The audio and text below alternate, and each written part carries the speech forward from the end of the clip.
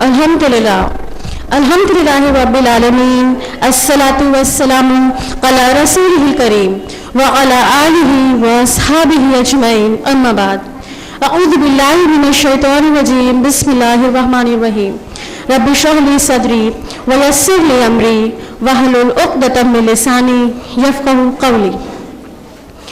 मैं आप सभी का IRO की जानिब से ऑर्गेनाइज्ड इस 4th Islamic conference and model exhibition में तहे दिल से खैर मकदम करती हूँ। अस्सलामु अलैकुम व रहमतुल्लाहि व बरकातुहू। हम अपने आज के इस सेशन का आगाज़ भी इंशाअल्लाह तिलावत कुरान मजीद के साथ करेंगे और इसके लिए मैं माइक पे दावत दूंगी IRO की मेंबर सिस्टर जहां को कि सिस्टर संगीन माइक पे आए और हमारी इस बाबरकत मजलिस को कलाम इलाही से पुरनूर करे। सिस्टर संगीन जहां। अस्सलामु अलैकुम व रहमतुल्लाहि व बरकातुहू।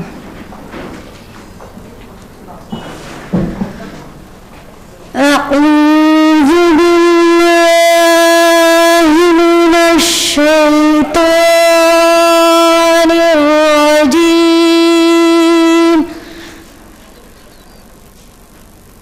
बिस्मिल्लाहिर रहमानिर रहीम।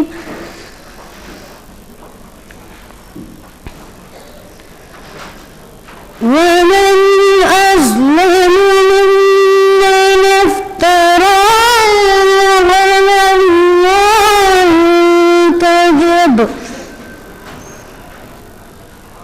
على الله كذب ويدعى إلى الإسلام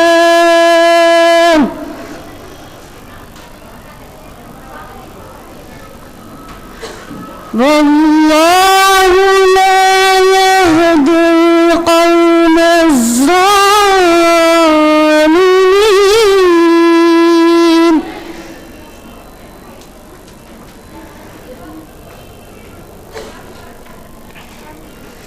يريدون ليطفئوا نور الله بأفواههم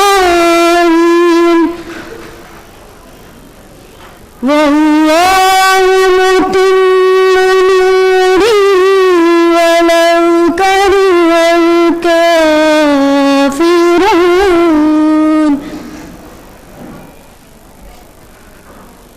هو الذي أرسل رسوله بالهدى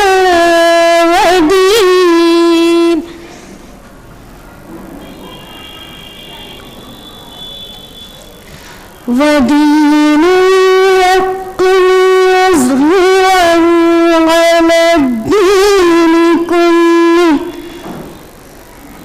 على الدين كله ولو كره المشركون. صدق الله رب العالمين. جزاکم اللہ خیرا. السلام علیکم ورحمۃ اللہ وبرکاتہ. جزاک اللہ خیرہ سسٹر سمرین جہاں. ابھی آپ نے جو آیات سماعت فرمائی انہی آیات کا اردو ترجمہ پیش کرنے کے لیے اب میں اسٹیج پہ دعوت دوں گی IRO کی ممبر سسٹر اسماء انصاری کو. سسٹر اسماء انصاری. السلام علیکم ورحمۃ اللہ وبرکاتہ.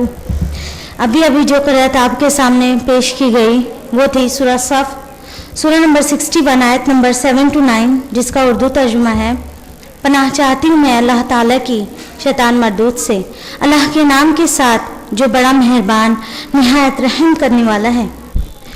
اس شخص سے ظالم اور کون ہوگا جو اللہ پر جھوٹ باندھے حالانکہ وہ اسلام کی طرف بلایا جاتا ہے، اور اللہ ایسے ظالموں کو ہدایت نہیں دیتا۔ وہ چاہتے ہیں کہ اللہ کے نور کو اپنے منہ سے بجھا دیں، اور اللہ اپنے نور کو کمال تک پہنچانے والا ہے، گو کافر برا مانے۔ وہی ہے جس نے اپنے رسول کو ہدایت اور سچے دین کے ساتھ بھیجا تاکہ اسے تمام مذاہب پر غالب کر دے اگرچہ مشرکین ناخوش ہوں. جزاکم اللہ خیر. السلام علیکم ورحمۃ اللہ وبرکاتہ. جزاک اللہ خیرہ سسٹر اسما انصاری. اور اب ہم اپنے پروگرام کا باقاعدہ آغاز کرتے ہوئے اسٹیج پہ دعوت دیں گے ہماری آج کی اسپیکر سسٹر اسما شمس کو. سسٹر اسما شمس سے گزارش ہے کہ وہ اسٹیج پہ آئیں.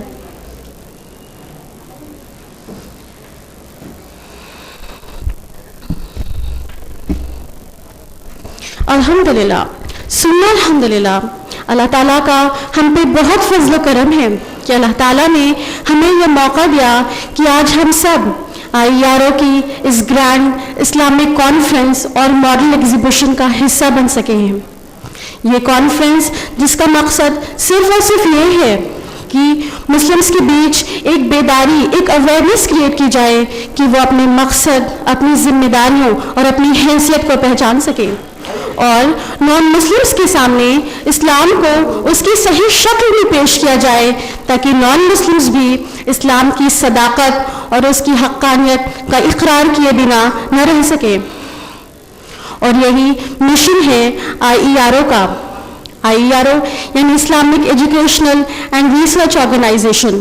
یہ آرگنائزیشن امن پسند نوجوانوں کی ایک تنظیم ہے جو 2008 میں وجود میں آئی اور اس تنظیم کا مشن ہی یہی ہے کہ اللہ کے پیغام کو اس کے بندوں تک پہنچا دیا جائے، اللہ کے کلام کی خوشبو ہر سو بکھیر دی جائے. اور اپنی اسی کوشش کے لیے IERO ہم وقت ایکٹیو ہیں. IERO نہ صرف شہر الہ آباد میں اپنی ایکٹیویٹیز کو جاری رکھا ہے بلکہ IERO شہر الہ آباد کے باہر انڈیا کی کئی شہروں میں بھی لیکچرز اور model and posters exhibition organise کر چکا ہے، مثلا کانپور، بنارس، بھدوئی، اعظم گڑھ، علی گڑھ ایٹسٹرا. اور شہر الہ آباد میں IERO کی ایکٹیویٹیز ویکلی، منتھلی اور ایئرلی بیسس پہ جاری ہیں. ویکلی بیسس پہ IERO لیڈیز اور جینٹس کے لیے درس قرآن، درس حدیث اور درس سیرت آرگنائز کرتا ہے. منتھلی بیسس پہ IERO منتھ کے first Sunday and last Sunday کو لیڈیز اینڈ جینٹس کے لیے سیمینار آرگنائز کرتا ہے. اس کے علاوہ ہماری یہ ایئرلی کوشش یعنی ایئرلی کانفرنس آج آپ کے سامنے ہے الحمدللہ. اور IERO اس کے علاوہ بھی وقتاً فوقتاً کئی طرح کی ایکٹیویٹیز آرگنائز کرتا ہے، مثلا عربک کلاسز، تجوید کلاسز، اور اس کے علاوہ IERO کئی لیولز پہ فیلوشپ کلاسز بھی آرگنائز کرتا ہے. اس وقت IERO کی کمپیریٹیو ریلیجن اسٹڈیز کلاسز بھی پروگریس میں ہے جس میں ینگ گرلز کو کمپیریٹیو اسٹڈیز میں ٹریننگ دی جا رہی ہے. اور اب آپ کا زیادہ وقت نہ لیتے ہوئے ہم اپنے پروگرام کے نیکسٹ سیشن کی طرف بڑھتے ہیں. اس سے پہلے کہ میں اپنی آج کی مین اسپیکر کو اسٹیج پہ دعوت دوں، آپ کے سامنے تقویٰ اسلامک اسکول کی اسٹینڈرڈ 4 کی اسٹوڈنٹ حلیمہ افشا حاضر ہے ایک اسپیچ لیے جس کا ٹاپک ہے قرآن اینڈ ماڈرن سائنس. آپ کو بہتر پتا ہے کہ تقویٰ اسلامک اسکول بھی IERO کا ہی برین چائلڈ ہے اور IERO کے مشن کا ایک حصہ ہے. تو اب میں اسٹیج پہ دعوت دوں گی حلیمہ افشا کو جو کہ ایک اسپیچ پریزنٹ کریں گی on the topic Quran and modern science. Halima Afsha. اعوذ باللہ من الشیطان الرجیم، بسم اللہ الرحمن الرحیم. رب اشرح لی صدری ویسر لی امری واحلل عقدۃ من لسانی یفقہوا قولی. السلام علیکم ورحمۃ اللہ وبرکاتہ. Peace be upon you and the mercy of Allah and with His blessing. My name is Halima Afsha. I study in class 4th in Taqwa Islamic School. Inshallah, I am going to present before you a speech. The topic of my speech is Quran and modern science.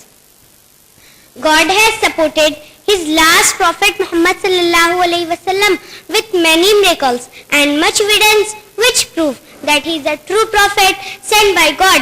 Also, God has supported His last revealed book, the Holy Quran, with many miracles that prove that this Quran is the literal word of God and that it was not authored by any human beings.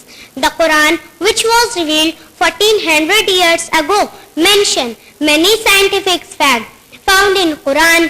Firstly, Quran discusses embryology in Surah Mu'minun, chapter number 23, verse number 12 to 14. It mentions two stages of embryo.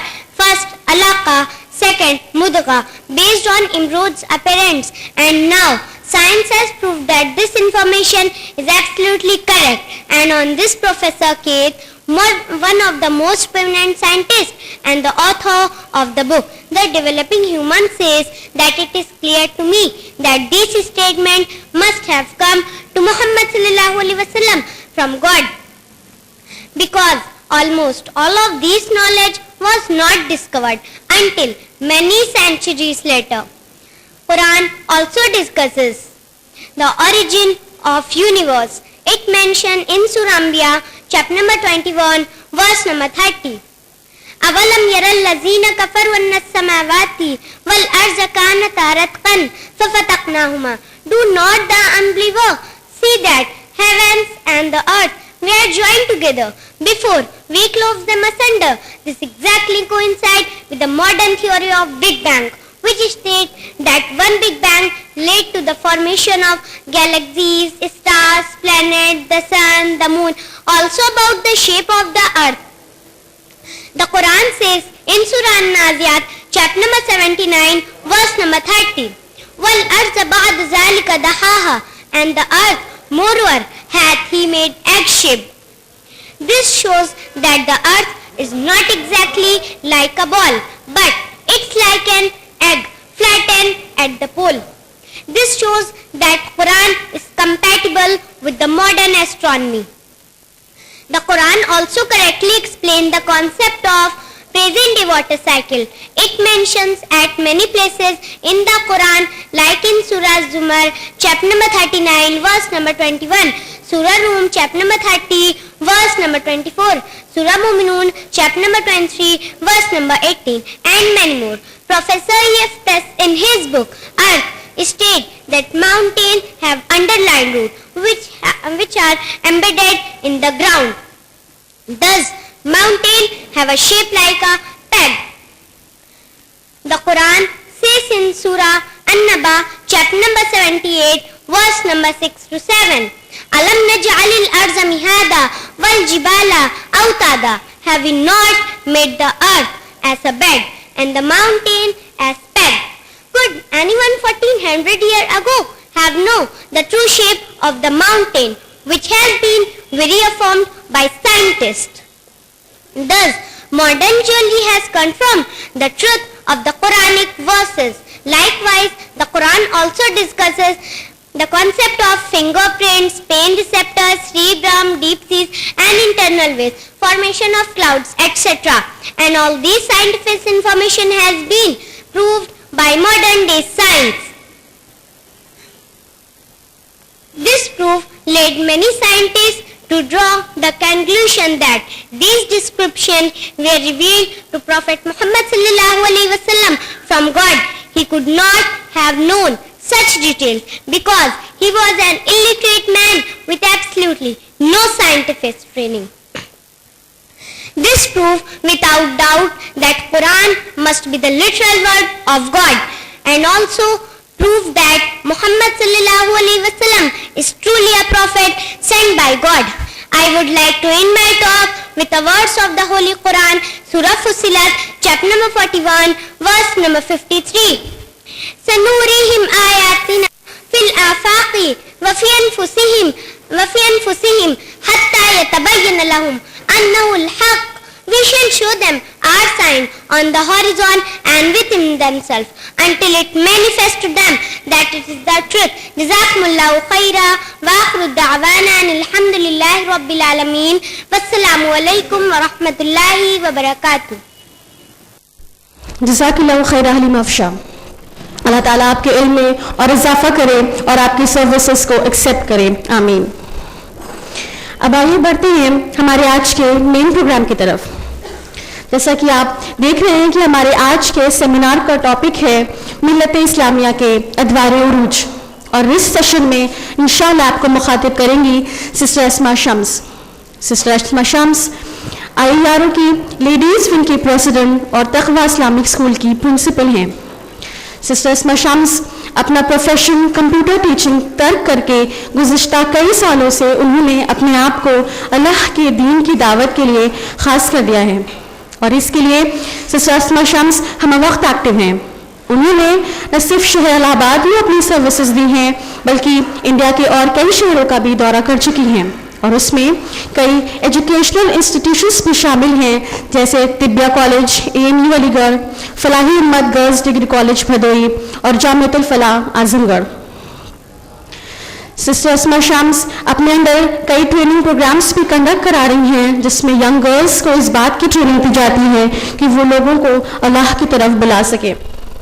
اب آپ کا اور زیادہ وقت نہ لیتے ہوئے میں سسٹر اسما شمس سے گزارش کروں گی کہ وہ آئیں اور روشنی ڈالیں ٹاپک ملت اسلامیہ کے ادوار عروج پر۔ سسٹر اسما شمس۔ الحمدللہ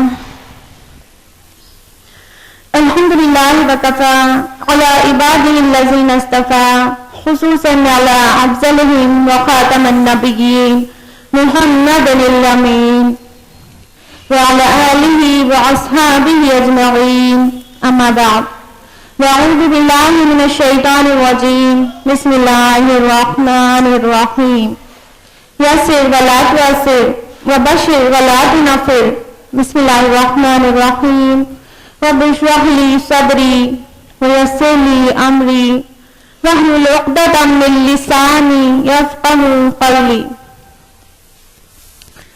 عزیزی سامعات، کانفرنس 2013 دوسرے سیشن میں آپ سبھی کا تہہ دل سے خیر مقدم ہے اسلامی طریقے سے۔ السلام علیکم ورحمۃ اللہ وبرکاتہ۔ جیسا کہ بار بار آپ کے علم میں آ چکا ہے کہ میری آج کی اس گفتگو کا موضوع ہے ملت اسلامیہ کے ادوار عروج۔ اس موضوع کو چننے کی میری جو وجہ ہے وہ ہے اللہ کے رسول صلی اللہ علیہ وسلم کی ایک صحیح حدیث، اور وہ ہے صحیح بخاری جلد نمبر 3 کتاب الادب باب نمبر 632 حدیث نمبر 1056۔ پیارے نبی صلی اللہ علیہ وسلم نے فرمایا، یسر ولا تعسر وبشر ولا تنفر، کہ آسانیاں پیدا کرو اور مشکلیں پیدا نہ کرو، لوگوں کو خوشخبریاں سناؤ اور انہیں منافرت مت پیدا کرو۔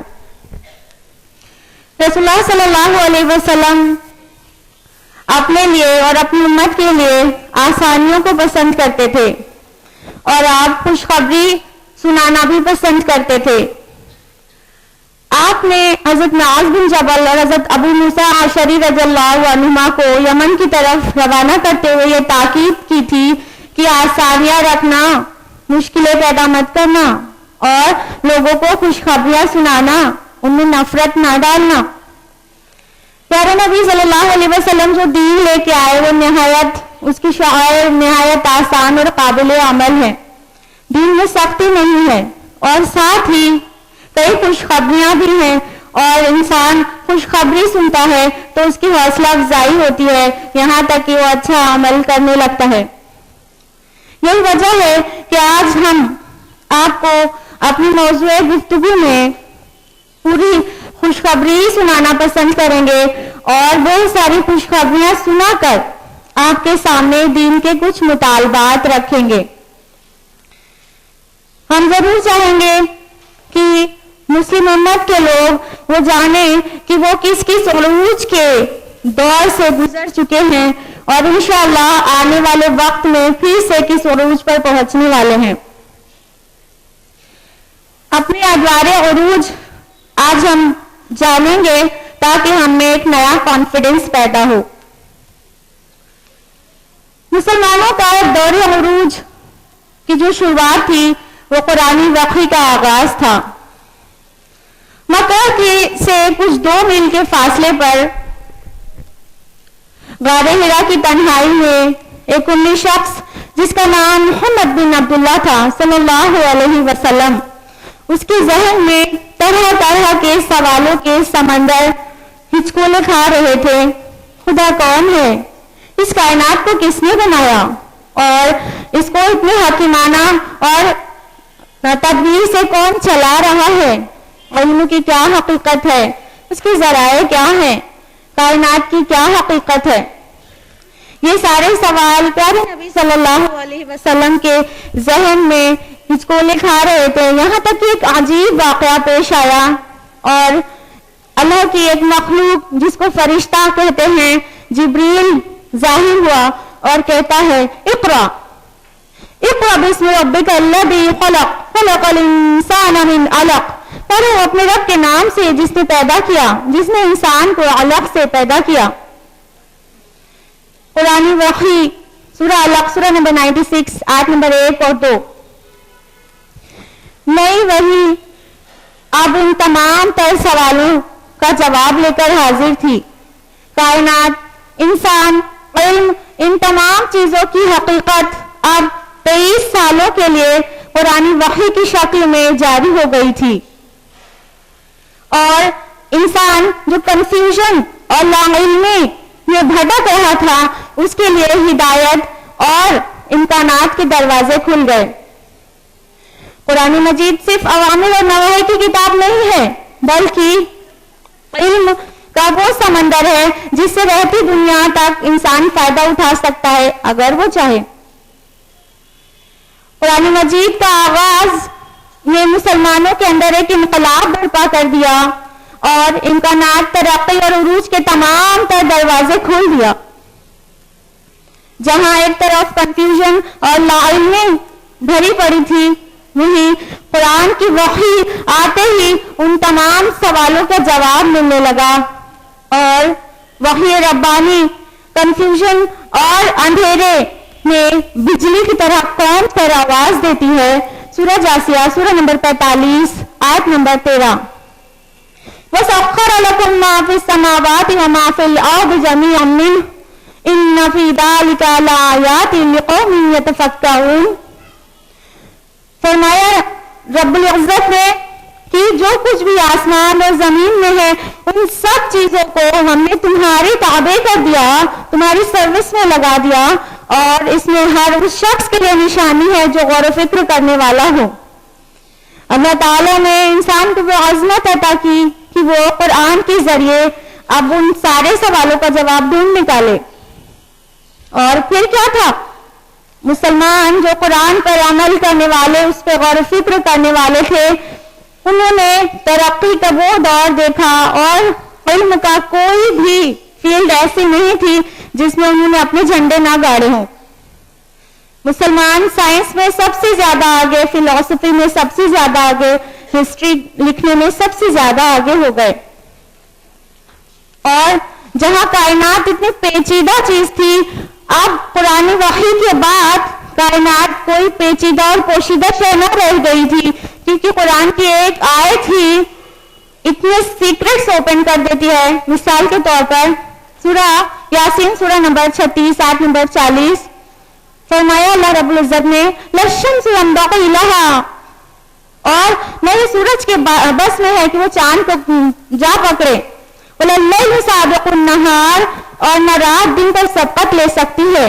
وَكُلٌّ فِي فَلَكٍ يَسْبَحُونَ, اور ہر ایک اپنے اپنے مدار, اپنے اپنے آربٹ میں تیر رہے ہیں. اب تو گردش شمس و قمر کی ساری سیکرٹ ایک ہی آیت کے ٹکڑے میں اوپن ہو گئی. ضرورت بس تھی تحقیق کرنے کی.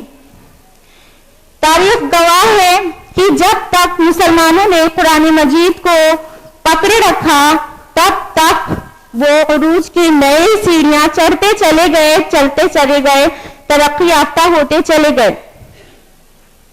اور یہ قرآن ہی ہے جس نے سائنس کو اتنا کھول کر رکھ دیا.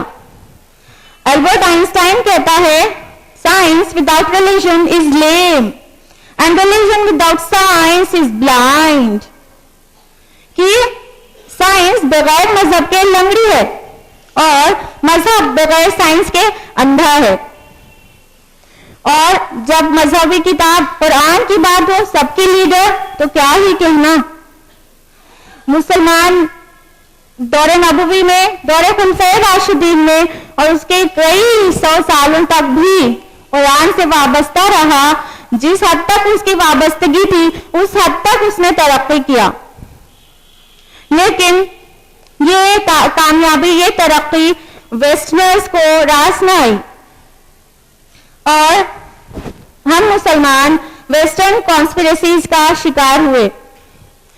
دنیا میں ہر قوم کو اسلاموفوبیا ہے.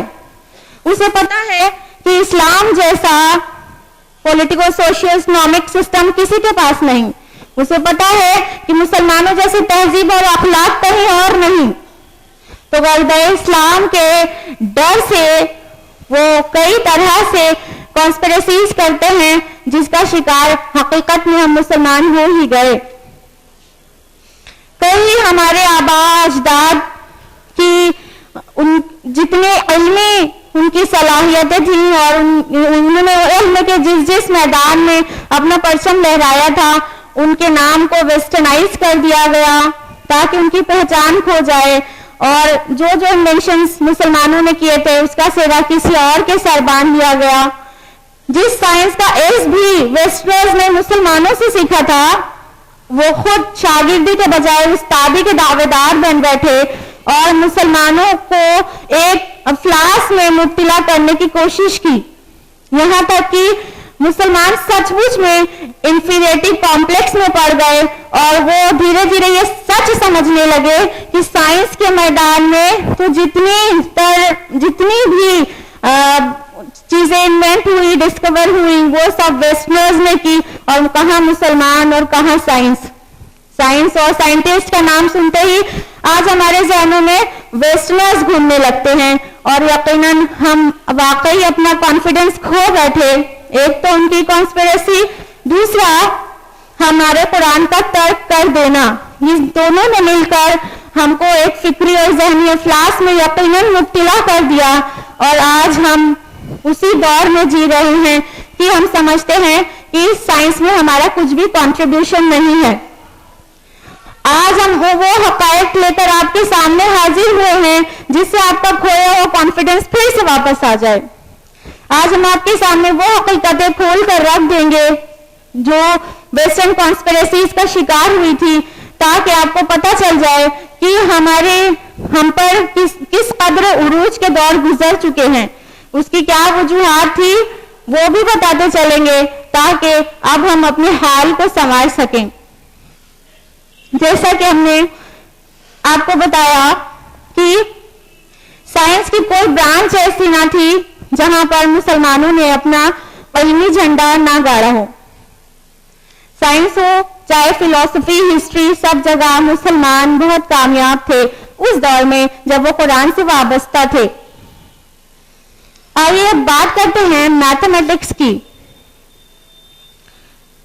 آپ کو اپنی بات بہتر سمجھانے کے لیے ہم کچھ ویژولز کی بھی ہیلپ لیں گے.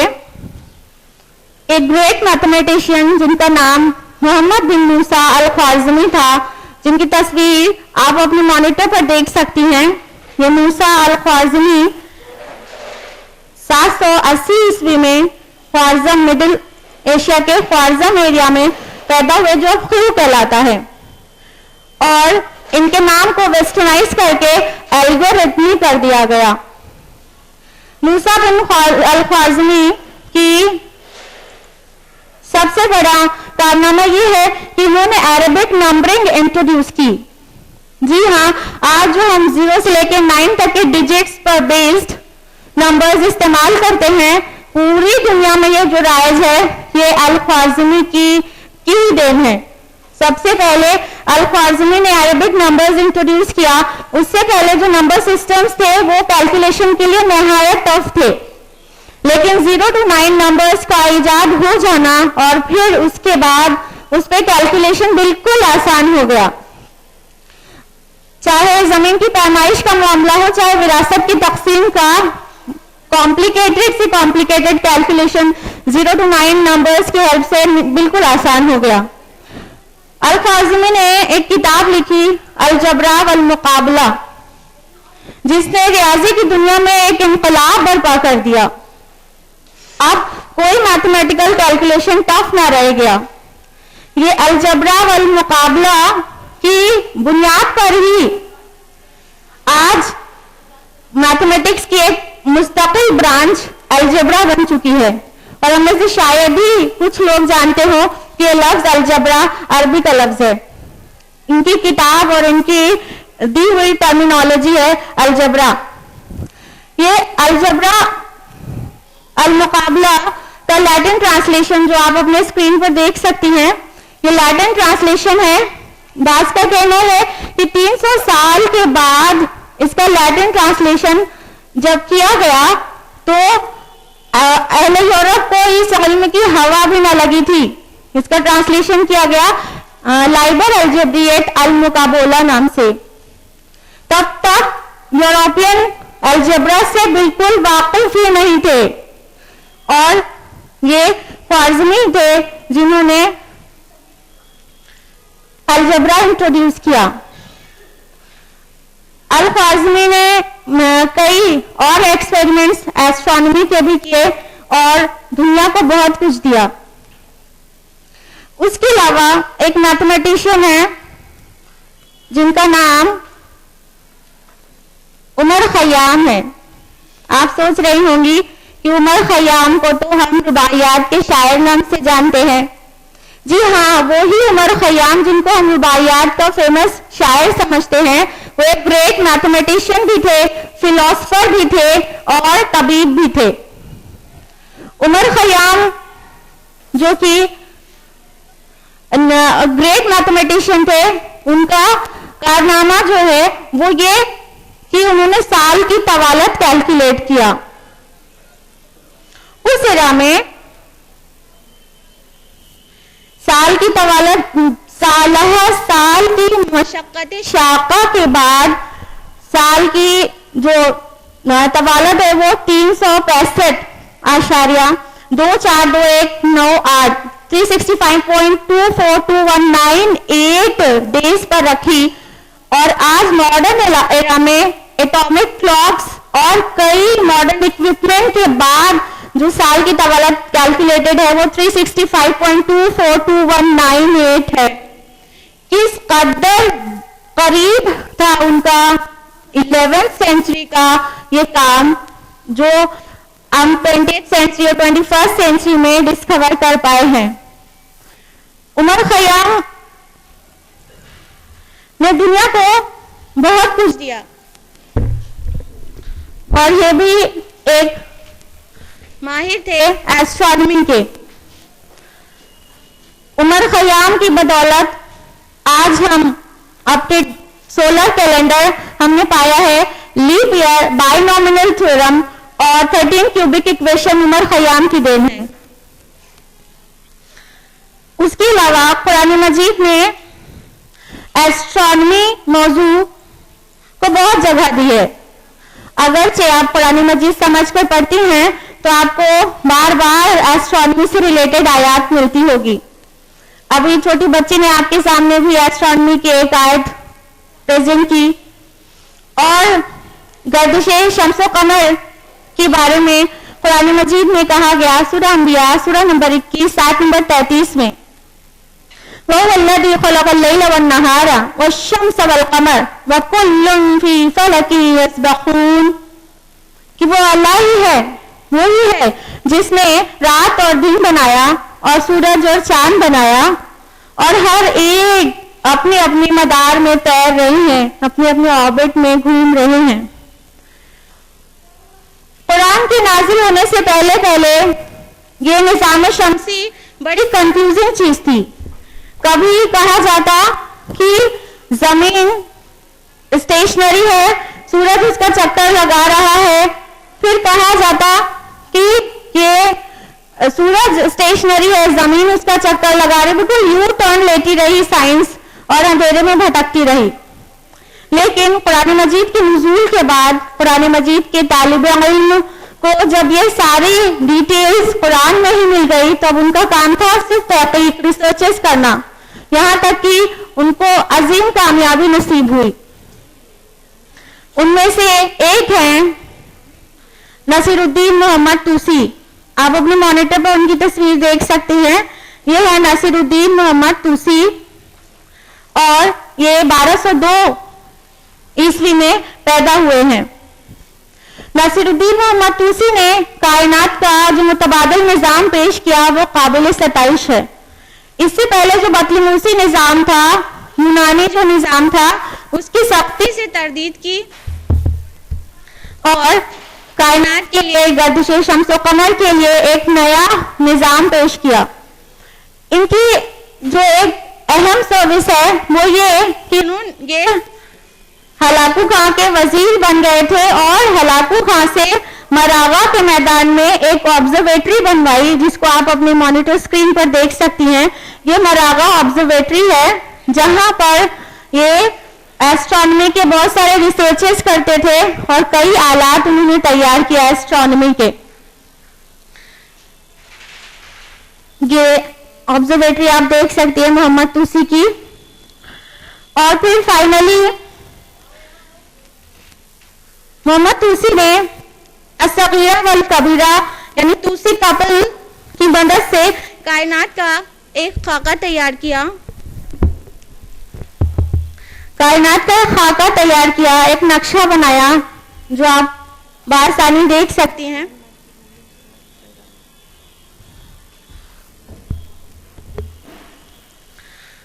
آپ اپنی مانیٹر سکرین پر دیکھیے، یہ جو چھوٹے اور بڑے سافٹ ہیں ان کی اصطلاح ہے طوسی کپل. طوسی کپل کی مدد سے جو کائنات کا خاکہ تیار کیا اس کے ساتھ ابن شاطر، محمد طوسی، ابن شاطر اور ابن الحسن نے ایک بالکل قابل قبول نظام پیش کیا.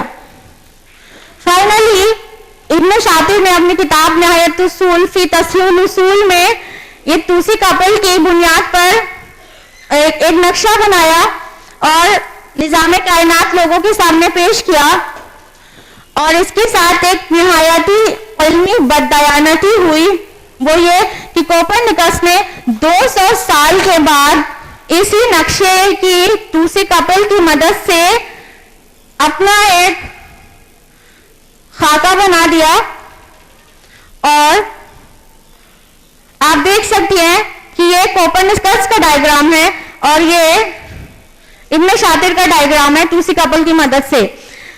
کوپرنیکس کا کارنامہ صرف اتنا ہے کہ اس نے عربی کے حروف تہجی کو ہٹا کر رومن لیٹرز ڈال دیے اور اپنے آپ کو اس فن کے امام کی حیثیت سے دنیا کے سامنے پیش کر دیا.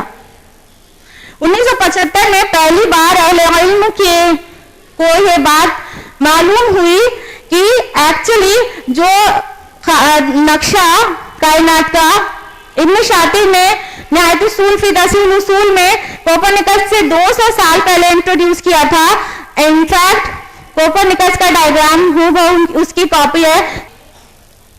اور یہ بات کہ 15 سینچری میں اٹلی میں یہ کتاب ویٹیکن لائبریری میں پہنچ چکی تھی اور کوپرنیکس کا وہاں جانا اور ویٹیکن لائبریری میں اس کتاب کا پایا جانا تاریخ سے ثابت ہے. تو یقیناً کوپرنیکس نے ابن شاطر کی یہ کتاب پڑھی ہوگی جس کی وجہ سے اتنی مماثلت پائی جاتی ہے کوپرنیکس کے ڈائیگرام اور ابن شاطر کے ڈائیگرام میں. آپ دیکھیں کس طرح سے ہمارے آباء اجداد کے علم کے ساتھ بددیانتی کی ہے یہ ویسٹرنز نے. اور ایک عظیم ایسٹرونومر گزرے ہیں تقی الدین نام سے. تقی الدین 16 سینچری کے سائنٹسٹ ہیں. اسلام کا دور عروج کا آخری ایام گویا چل رہا تھا اور تقی الدین نے ایسٹرونومی فیلڈ میں اپنی کافی سروسز دی. اس سے پہلے کہ فردر ڈیٹیلز میں جائیں ہم آپ سے پوچھنا چاہیں گے کہ اسٹیم انجن کس نے ایجاد کیا؟ اب میرا سوال ہے کہ اسٹیم انجن کس نے ایجاد کیا؟ جلدی بتائیے، آپ کے جواب کا انتظار کر رہے ہیں. James what. ہم کو پتا ہے کہ آپ نے یہی پڑھا ہے, انفیکٹ ہم نے بھی یہی پڑھا ہے کہ اسٹیم انجن جیمس واٹ نے ایجاد کیا. جیمس واٹ نے 18 سینچری میں ایجاد کیا ہے, 1765 میں, اور اس سے 200 سال پہلے تقی الدین اسٹیم ٹربائن اور اسٹیم انجن ایجاد کر چکے تھے. لیکن یہ بھی مغربی کانسپریسی کا شکار ہوا اور اسٹیم انجن کی ایجاد کا سہرا جیمس واٹ کے سر باندھ دیا گیا. تقی الدین نہ صرف اسٹیم انجن کے ایجاد کرنے والے ہیں بلکہ ایسٹرونومی فیلڈ میں انہوں نے بہت سارے ریسرچز کیے, اور انہوں نے بھی ایک آبزرویٹری بنائی الدین نام سے استنبول میں, اور اس میں ایسٹرونومی کے کئی ایپریٹس انہوں نے ایجاد کیے, کئی چیزیں بنائی اور کئی ریسرچز وہاں پر کیے. اسی میں سے ایک آلات کے سامنے ہے تقی الدین کا, آپ کے مانیٹر پر. یہ تقی الدین کے بنائے آلات ہیں.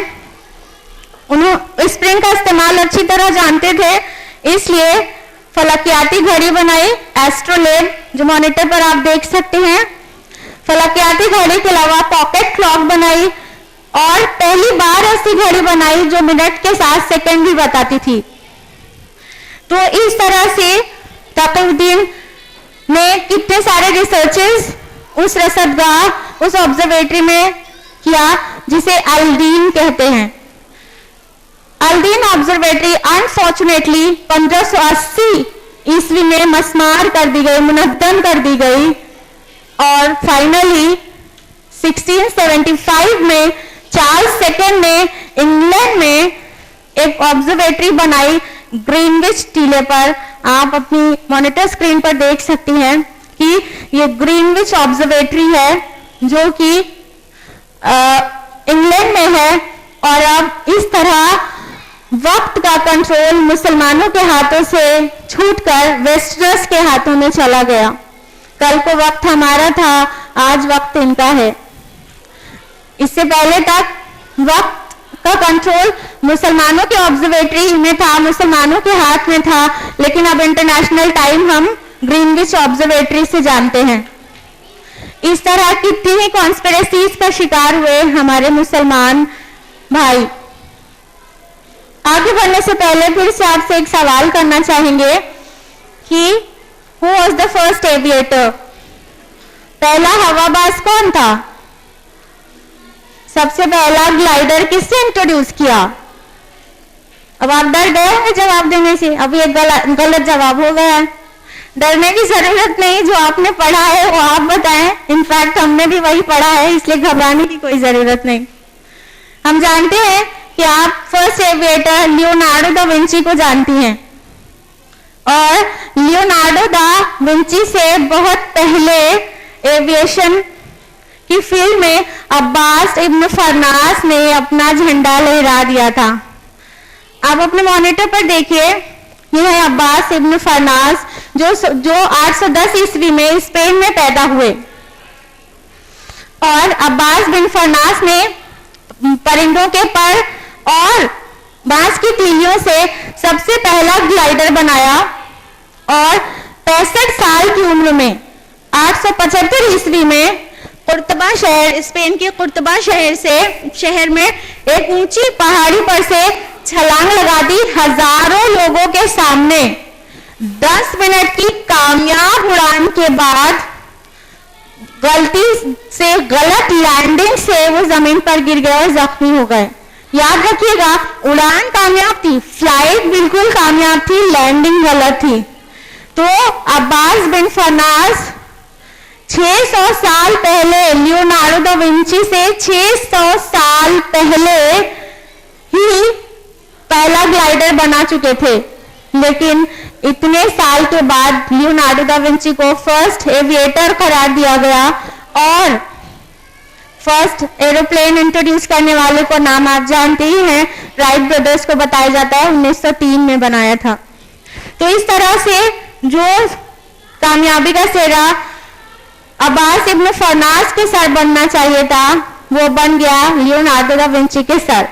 اور تو اور عباس بن فرناس کے نام کے ساتھ بھی چھیڑ چھاڑ کی گئی. فیئرنیس نام سے ویسٹرن ورلڈ ان کو جانتی ہے. عباس بن فرناس صرف ایک एविएटर ही नहीं थे, सिर्फ हवाबाज नहीं थे, बल्कि उन्होंने वो एक बहुत ग्रेट एस्ट्रोनॉमर भी थे।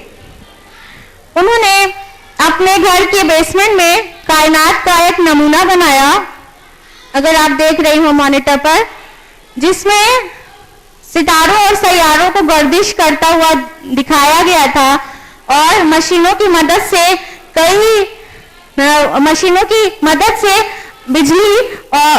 बिजली पैदा की जाती थी और सितारे सैयारे गर्दिश करते हुए दिखाई देते थे। अब्बास बिन फरनास ने अल-मुकाता नाम से पहली वाटर क्लॉक भी बनाई।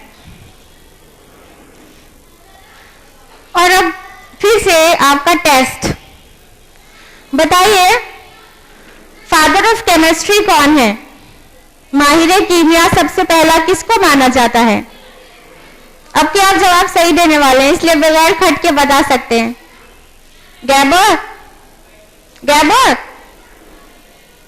Somewhat right answer. अगर आप माहिर कीमिया गैबर को जानती हैं तो एक लेवल पर सही है, लेकिन his name was not Gabor, he was Jabir bin Hayyan. जी हाँ, केमिस्ट्री के पहले माहिर जिनको दुनिया गैबर नाम से बुलाती है, he was a Muslim और उसका नाम था जाबिर बिन हयान। जाबिर 721 ईस्वी में पैदा हुए और इनकी वालिदा ने इनकी परवरिश और तरबियत का इंतजाम किया और वो बड़ा होकर एक ग्रेट साइंटिस्ट बन गया। जाबिर ने इल्म कीमिया में ऐसे रिसर्चेस किए कि दुनिया मजबूर हो गई इनको फादर ऑफ केमिस्ट्री कहने में। जाबिर ने ही पहली बार बताया कि अशिया की कैरेक्टरिस्टिक्स उसमें पाए जाने वाले एलिमेंट्स के प्रोपोर्शन पे डिपेंड करती है।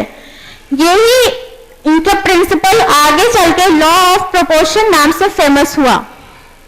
जाबिर ने ही पहली बार कई एलिमेंट से एसिड्स बनाए, कई एसिड्स जैसे गंधक का तेजाब यानी सल्फ्यूरिक एसिड, नमक का तेजाब यानी हाइड्रोक्लोरिक एसिड और शोरे का तेजाब यानी नाइट्रिक एसिड।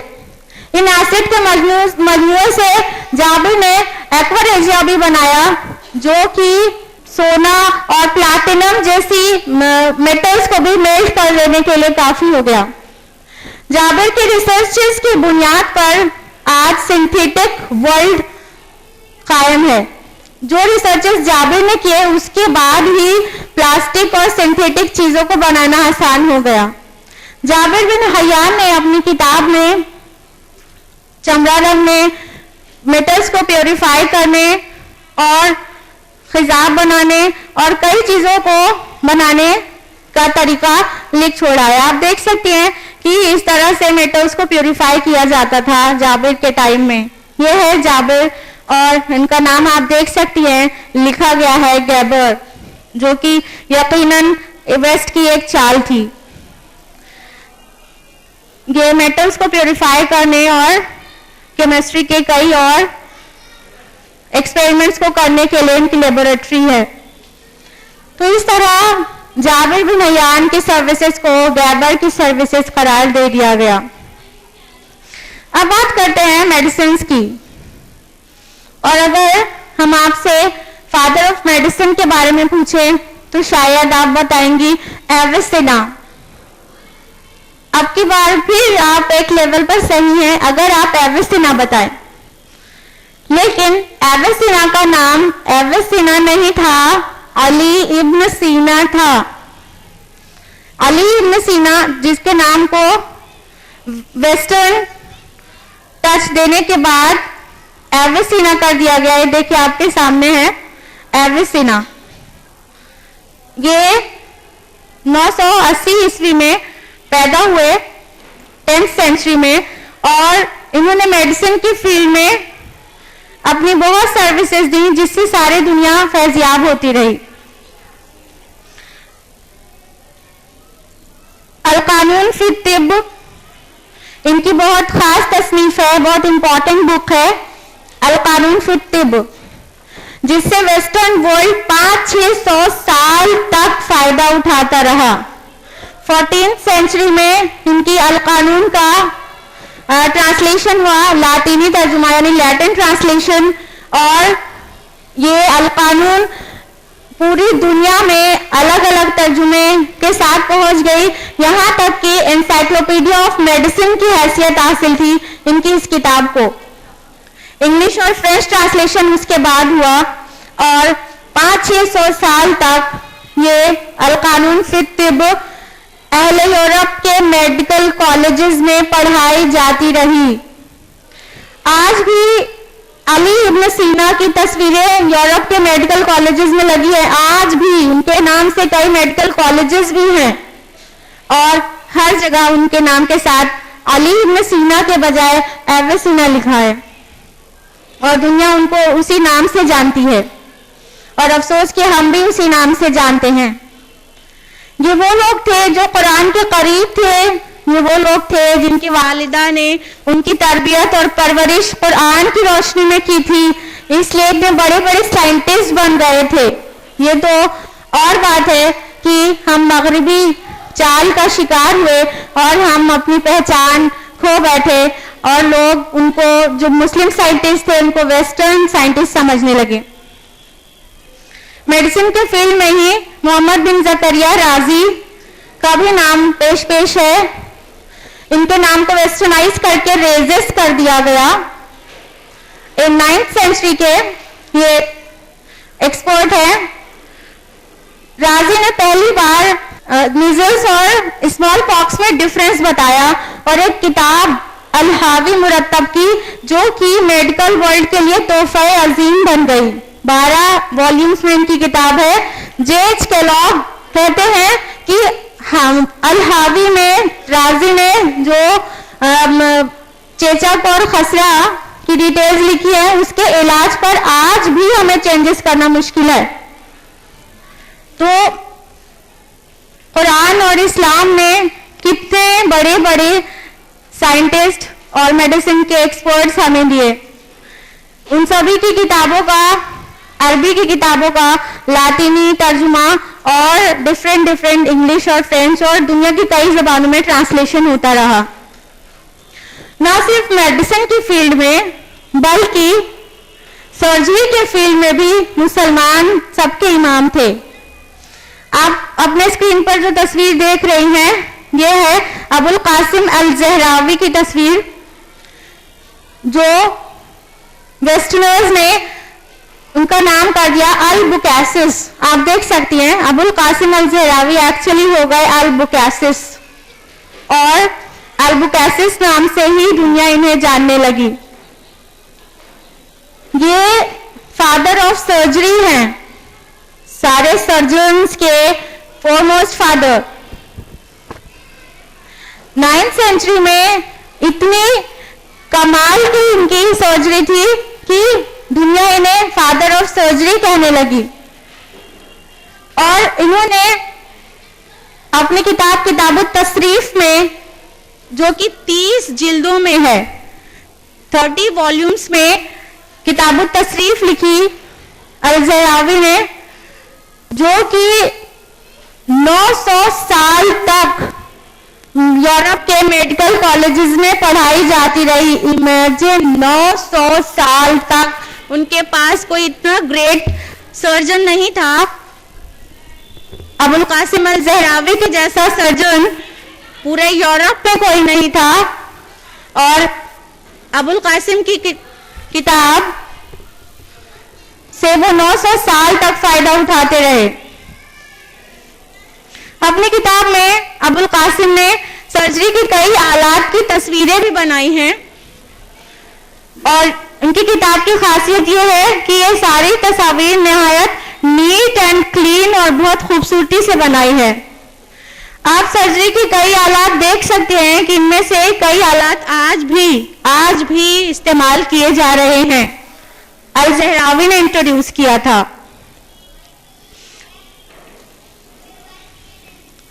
اور سرجری کے کئی ایکسپرٹس جو کہ ویسٹرنرز سمجھے جاتے ہیں, فرسٹ ایکسپرٹس وہ الزراوی کی کتاب التصریف میں پہلے سے موجود تھا. مثال کے طور پر بڑی نسوں میں خون بہنے کی روک تھام کے لیے فرینچ سرجن ایمبروائس پارے کو اس کا ایکسپرٹ مانا جاتا ہے. زہراوی کی کتاب میں پہلے ہی موجود تھا. ڈیلیوری کے لیے ایکسپرٹ والچر کو مانا جاتا ہے. آج بھی اصطلاح والچر پوزیشن یوز ہوتی ہے. زہراوی نے پہلے ہی لکھ چھوڑا تھا. اور زخموں کی سلائی کے سلسلے میں فرائیڈرچ ٹرینڈنبرگ کو فرسٹ ایکسپرٹ مانا جاتا ہے. کتاب التصریف میں پہلے ہی موجود تھا وہ ساری ڈیٹیلز جو بعد کے ویسٹرن سائنٹسٹ نے دی. تو اس طرح سے ہمارے آباء و اجداد ان کی تمام تر کوششیں ویسٹرن کانسپریسی کا شکار ہوئیں. اب ہم آپ سے پھر ایک سوال کرنے والے ہیں کہ بلڈ سرکولیشن کس نے انٹروڈیوس کیا تھا؟ بتائیے. اچھا اب میں آپ سے یہ کہیں کہ آپ نے کیا پڑھا ہے تو شاید آپ آسانی سے بتا سکیں.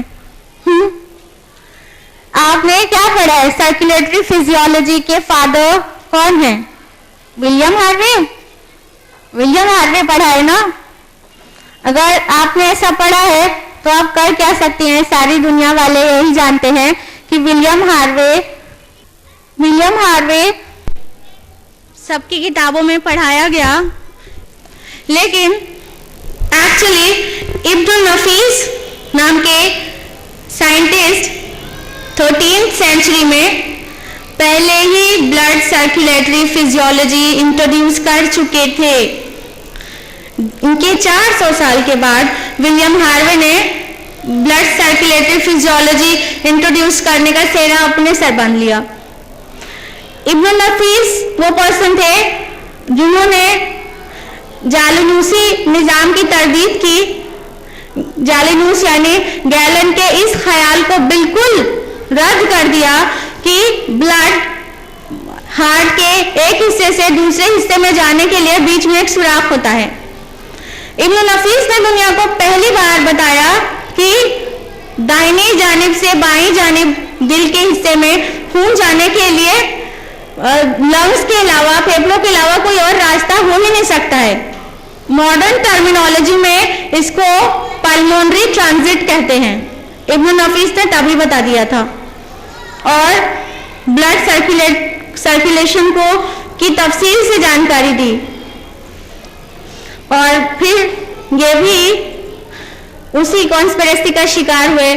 اور ولیم ہاروے ہم جانتے ہیں کہ انہوں نے بلڈ سرکولیشن انٹروڈیوس کیا تھا. اس کے علاوہ in the field of optics Muslims were the leaders. علم بصارت کے بانی جو ہیں وہ ہیں ابن الہیثم، جن کے نام کو الہیزن کر دیا گیا. ابن الہیثم کی تصویر آپ اپنے مانیٹر پر دیکھ سکتی ہیں.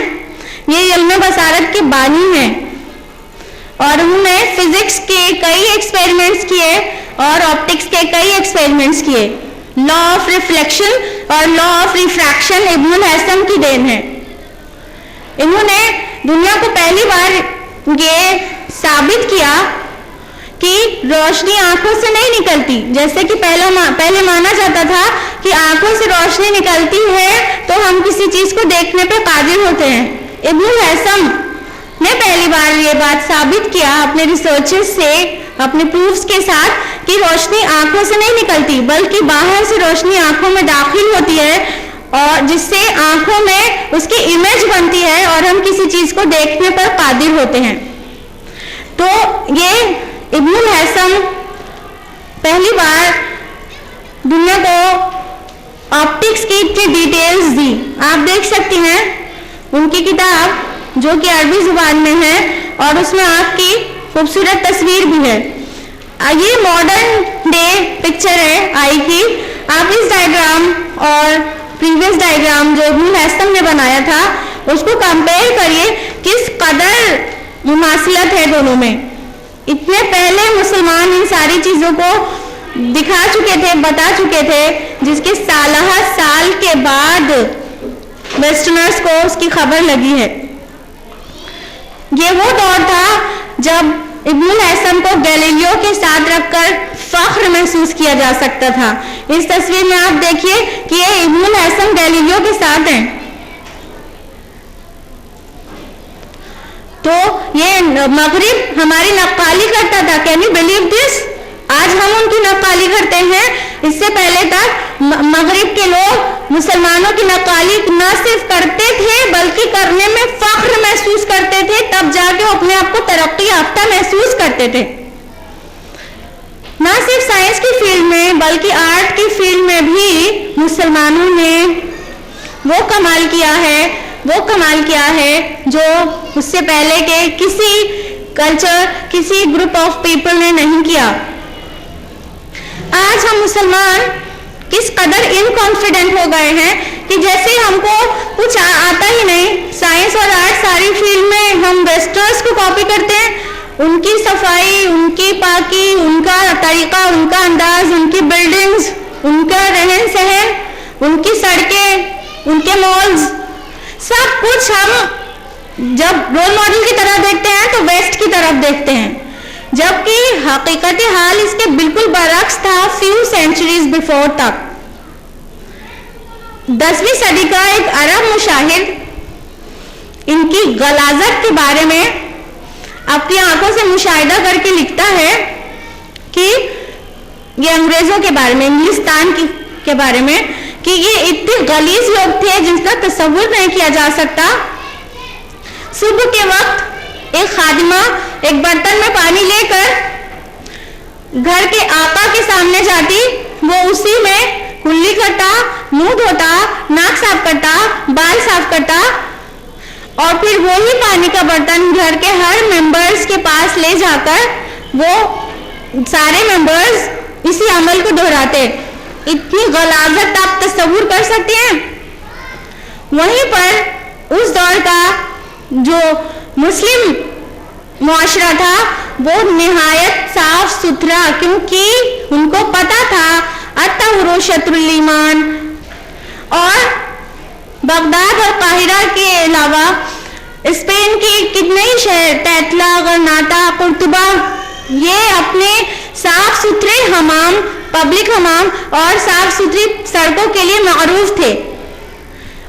جب لندن پھوس اور مٹی کے جھوپڑوں کا ایک گاؤں تھا، اس وقت قرطبہ کی نصف ملین کی آبادی میں 700 مسجدوں کا جال پھیلا ہوا تھا، 300 پبلک حمام تھے اور صاف ستھری سڑکیں، ہرے بھرے باغات اور آرٹیفیشل فاؤنٹین کا دلکش نظارہ پیش کرتے تھے.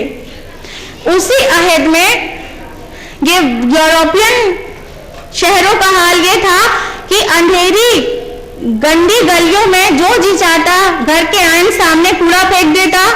پیشاب اور غلاظت کی بدبو پورے ماحول کو پراگندہ کیے رہتی. بالکل سیم پیریڈ میں مسلمانوں کے شہروں میں نہایت خوبصورت باغات اور فاؤنٹینز شہر کی صفائی اور خوبصورتی میں اضافہ کر رہے ہوتے. اور ان کا آرکیٹیکٹ، جو مسلمانوں کا آرکیٹیکٹ تھا، آج بھی وہ اتنی شانداری سے کھڑا اس بات کی گواہی دے رہا ہے کہ ہمارا پاسٹ کتنا خوبصورت تھا آرٹ کی فیلڈ میں بھی. اب آپ کے سامنے کچھ نمونے ہیں جو کہ آپ اپنے مانیٹر پر دیکھیں. یہ اس قدر خوبصورت آرکیٹیکچر ہم مسلمانوں کے اس دور کا ہے. آپ دیکھتے جائیے، آنکھیں تھم جائیں گی. ان کی قابلیت کا اندازہ آپ لگا لیجئے کہ ہمارے مسلمان بھائی، ہمارے آباء و اجداد کتنی شاندار چیزیں بناتے تھے. کسی فیلڈ کو نہیں چھوڑا مسلمانوں نے جہاں پر اپنے فن کے جھنڈے نہ گاڑے ہوں. دیکھ پا رہے ہیں آپ سبھی؟ یہ ہمارا کلچر، ہماری تہذیب اور ہمارا آرکیٹیکٹ تھا. یہ مسجدیں اور یہ شہر. اب آپ دیکھیے عیسائیوں کا. اگر آپ غور کریں یہ مسجد نہیں ہے. ابھی آپ نے کئی مسجد کی تصاویر دیکھی, لیکن یہ اسپین کا کیتھیڈرل ہے. ان کی نقالی کا حال دیکھیے کہ وہ نکیلے محراب اور پلرز بالکل عین مسجدوں کی طرح. یہ مسجد نہیں ہے, یہ چرچ ہے. یہ چرچ ہے. آپ اس کے گنبد اور اس کی بناوٹ دیکھیے, بالکل اسلامک آرکیٹیکٹ کی طرح. یہ کیتھیڈرل ہے, یہ کیتھیڈرل ہے, یہ مسجد نہیں ہے. یہ سب ان کی نقالی ہے. نقل کرنے میں اپنی بڑائی سمجھتے تھے, نقل کر کے کانفیڈنٹ فیل کرتے تھے, مسلمانوں سے سیکھ کر اپنے آپ کو عروج پر محسوس کرتے تھے. بغیر مسلمانوں کی چیزوں کی نقل کیے وہ انکانفیڈنٹ تھے. یہ وہ دور تھا, یہ وہ دور تھا. آج اسے بالکل برعکس ہو گیا, بالکل الٹ گیا. ہم ان کی نقل کرنے لگے اور ہم انکانفیڈنٹ ہو گئے. تو ہم اپنے ماضی کو جانیں تاکہ ہم اپنی حقیقت کو پہچانتے ہوئے اپنی کانفیڈنس کے ساتھ اپنے دین کو فالو کریں. نہ صرف آرٹ کی فیلڈ میں بلکہ ایجوکیشنل فیلڈ میں بھی مسلمان سب سے آگے تھے, سب سے آگے. 10ویں صدی کے اسپین میں قرطبہ شہر میں 70 لائبریریز تھیں. 70 لائبریریز 10th سینچری میں. 10th سینچری میں ہی الحکیم نام کے شخص کے پرسنل لائبریری میں 4 لاکھ کتابیں تھیں. اسی دور کے عیسائی اسپین کی جو بہت معروف لائبریری ریپال کی خانقاہ میں تھی, وہاں کتابوں کی تعداد کل 192 تھی. اور سوئٹزرلینڈ کی لائبریری جس کا بہت چرچا رہتا تھا, سینٹ گال کی خانقاہ میں تھی, وہاں کتابوں کی تعداد 600 سے زیادہ نہ تھی. وہ بھی جانوروں کی کھالوں, جھلیوں پر, چمڑوں پر لکھی ہوئی کتابیں. کہاں ایک طرف علم اور حکمت کی گن بازاری تھی تو دوسری طرف محرومی اور تہی دستی نمایاں تھی. ایک لائبریری 10ویں صدی کے شیراز میں ایک ایسی لائبریری کا تذکرہ ملتا ہے, آپ اپنے مانیٹر پر دیکھتے جائیے. ایسی لائبریری کی خبر ملتی ہے جس میں 360 کمرے تھے اور اس کے ارد گرد نہروں کا جال بچھا ہوا تھا اور خوبصورت باغات اس نظارے کو دلکش بنا رہے تھے. اور یہ ہمارے آباء و اجداد کی لائبریریز کا یہ حال تھا, سجی سجائی خوبصورت لائبریریز. کیونکہ مسلمان اس وقت قرآن پر عمل کرنے والے اور رسول اللہ صلی اللہ علیہ وسلم کی بات ماننے والے تھے, اور انہیں یہ بات پتہ تھی اور ان کے عمل میں تھی جو اللہ کے رسول نے کہی تھی. سنن ابن ماجہ جلد نمبر 1 باب نمبر 17 حدیث نمبر 224. طلب العلم فریضۃ علی کل مسلم.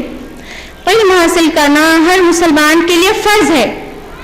اسی فریضے کو انجام دیتے ہوئے وہ ایجوکیشنل فیلڈ میں اتنے آگے پہنچ چکے تھے اور کئی ویسٹرنرز دیکھ کر حیران رہ جاتے تھے. 12th سینچری میں تیتلا کے آرک بشپ نے مسلمانوں کا اتنا علمی سرمایہ دیکھا تو وہ فکر میں پڑ گیا, یہاں تک کہ ٹرانسلیٹرز کی ایک ٹیم منتخب کی اور یہ ہماری عربی کتب کو ٹرانسلیٹ کرنے کے لیے لگا دیا گیا. گراڈ آف کریمونا نام کا ایک شخص تیتلا گھومنے کے لیے آیا تھا. اسپین کا شہر ہے تیتلا, وہاں گھومنے کے لیے آیا تھا اور جب مسلمانوں کے یہ علم اور یہ نالج اور اس کی بکس دیکھی تو اس کی آنکھیں پھٹی کی پھٹی رہ گئیں. آیا تو گھومنے, جانے کا ارادہ کینسل, اور اپنی زندگی کے بقیہ 50 سال تک یہ عربی قیمتی کتب کا ٹرانسلیشن کرنے, لاطینی ترجمہ کرنے میں اس نے گزار دیا. 50 سال تک ایک اسپینی مسلمان کی مدد سے اکیلے 88 بک عربی سے لیٹن میں ٹرانسلیٹ کر ڈالی. سوچئے ان کی کیا حال تھا ہمارے سرمایہ کو دیکھ کر. حیران تھے وہ. اور آپ کو پتہ چل ہی گیا کہ ٹرانسلیشن جب ہوا تو کیا کیا چھیڑخانیاں ہوئی. جتنے بکس ٹرانسلیٹ ہوئی ان کے سائنٹسٹ اور ان کے ایکسپرٹس کا نام بھی ٹرانسلیٹ ہو گیا, اور ابن الحسم الحزن بن گئے, رازی ریزس بن گئے, ابو القاسم البکیسس بن گئے. اور پھر یہ یورپین نے ہمارے آباء و اجداد کی یہ قیمتی کتب اپنی لینگویجز میں ٹرانسلیٹ کر کے, ان کے مصنف کا نام بھی ٹرانسلیٹ کر کے اپنی لائبریریز کی رونق بنا لی. اور وہ ساری دنیا کو یہ بتانے لگے گویا کہ یہ ان کا ایسٹ ہے. کس قدر علم کی بددیانتی ہوئی ہمارے ساتھ. اس درد کو علامہ اقبال نے ایک شعر میں اتارا ہے, مگر وہ علم کے موتی کتابیں اپنے آبا کی, جو دیکھے ان کو یورپ میں تو دل ہوتا ہے سی پارا. اس طرح سے ہمارے علمی سرمایہ کو ہڑپ لیا گیا. اور اگر آپ کو پتا ہو تو اسپین میں کچھ کتابوں کا تو یہ حال کیا گیا کہ ہماری کو اپنی بنا لیا گیا, اور کچھ جو عربی کتابیں تھیں جن کو ٹرانسلیٹ نہیں کر پائے, ان کتابوں کو جہازوں میں, بڑے بڑے جہازوں میں, پوری لائبریریز, لاکھوں کتابوں کی لائبریریز کو جہاز میں لاد کر سمندر میں دفن کر دیا گیا. تو ہمارے جو فور فادرز تھے وہ اتنے کامیاب تھے, مگر کچھ ہماری خامی اور کچھ ان کی چال ملا کر آج ہمارا حال یہ ہے جو کہ ہے. نہ صرف سائنس اور آرٹ کی فیلڈ میں بلکہ فلسفی, سوشولوجی اور ہسٹری کی فیلڈ میں بھی مسلم ہی سب سے پہلے ایکسپرٹس رہے ہیں. قرآن مجید بار بار غور و فکر کی دعوت دیتا ہے, لعلہم یتفکرون, تاکہ وہ غور و فکر کریں. ان فی ذلک لآیات لقوم یتفکرون, کہ اس میں نشانیاں ہیں غور و فکر کرنے والوں کے لیے. تو جب تک مسلمان قرآن مجید سے چمٹا رہا تو قرآن مجید نے کئی مفکر پیدا کیے, کئی فلاسفر پیدا کر دیے. ان میں سے ایک نام ہے ابو بکر ابن باجہ کا, جن کی تصویر آپ دیکھ سکتے ہیں اپنی مانیٹر پر. یہ ابو بکر بن باجہ 1106 عیسوی میں پیدا ہوئے ساراگوسا میں, اور ان کے نام کے ساتھ جو چھیڑ چھاڑ ہوئی وہ یہ کہ ایومپیس ہو گیا. ابو بکر کا نام ایومپیس. ابو بکر بن باجہ نہ صرف ایک گریٹ فلاسفر تھے بلکہ وہ بہترین شاعر بھی تھے, بہترین طبیب بھی تھے. ان کی شاعری سے ساراگوسا کا گورنر اتنا زیادہ متاثر تھا کہ جب بھی ابو بکر بن باجہ گورنر کے دربار میں آتے تو ان کی قدموں کے نیچے سونا بچھوا دیتا تھا. کبھی ایسا نہ ہوا کہ ابو بکر بن باجہ بغیر سونے پر چلے ہوئے گورنر کے دربار میں آئے ہوں. اسی چیز کا پاس رکھتے ہوئے انہوں نے اپنی جوتیوں میں سونے کے بسکٹ لگوا لیے تھے. اور یہ عظیم محقق اور مفکر اور بہترین شاعر دیکھ کر جلن تو ہوئی ہوگی, صرف 30 سال کی عمر میں کسی نے زہر دے دیا اور ایک عظیم فلاسفر بے وقت موت کی نیند سو گیا, صرف 1136 میں, 30 سال کی عمر میں. مگر ان کے جو اسٹوڈنٹ تھے ابن رشد, انہوں نے بڑا نام کمایا. 1126 میں ابن رشد پیدا ہوئے اور ویسٹرنرز نے ان کا نام جو دے دیا وہ ایویروز. ابن رشد فلسفی کے میدان میں فلسفی کے بانی کہلاتے ہیں. ماڈرن فلسفی کے بانی ابن رشد ہیں, ایویروز. ان کی کتابیں دنیا کی ساری اہم لینگویجز میں ٹرانسلیٹ ہوئی اور ساری دنیا میں پڑھی جاتی ہے. ابن رشد کی سب سے اہم بات یہ ہے کہ انہوں نے قرآن مجید اور فلسفے کو مطابقت دی. جو بھی فلسفے کی چیزیں, فلسفی کی چیزیں, اس کو قرآن کی روشنی میں بیان کیا. اگر یہی طرز عمل آج ہم بھی اختیار کرتے کہ اپنا علم, اپنی فکر, اپنی سوچ اپنے شوق ان سب کو قرآن کی روشنی میں دیکھتے اور ان سے ایکسپلین کرتے تو وہ انقلاب، وہ ترقی کا انقلاب جو آج یورپ میں برپا ہوا ہے، ہمارے گھروں کو جگمگاتا۔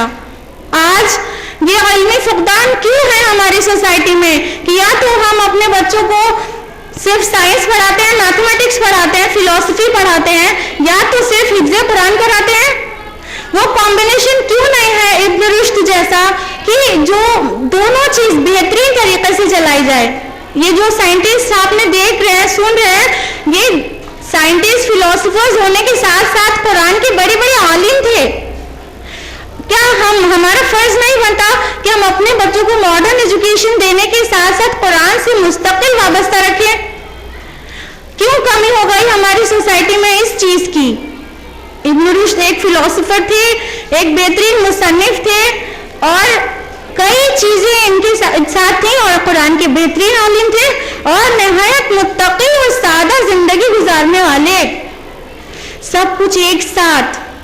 اسی چیز کی پھر سے ضرورت ہے، لیکن ہم تو بہانے بازیاں ہی کرتے رہتے ہیں، ہمیشہ حالات کے موافق نہ ہونے کا رونا، ہمیشہ ابھی نہیں تبھی، ابھی تو ٹائم نہیں ہے، ابھی تو بچوں کو اسکول میں ہی اتنا زیادہ ٹائم لگ جاتا ہے، وغیرہ وغیرہ، پتہ نہیں کتنا ناموافق حالات کا رونا روتے رہتے ہیں۔ ہم یہ کرنے کے بجائے ہر حال میں اس کام کو کریں، ہر حال میں ایک کمبینیشن کے ساتھ ایجوکیشن پرووائڈ کریں اپنے بچوں کو، اور ہم خود بھی دونوں طرح کی چیزوں سے واقف رہیں اور بہانے بازیاں کرنا چھوڑ دیں۔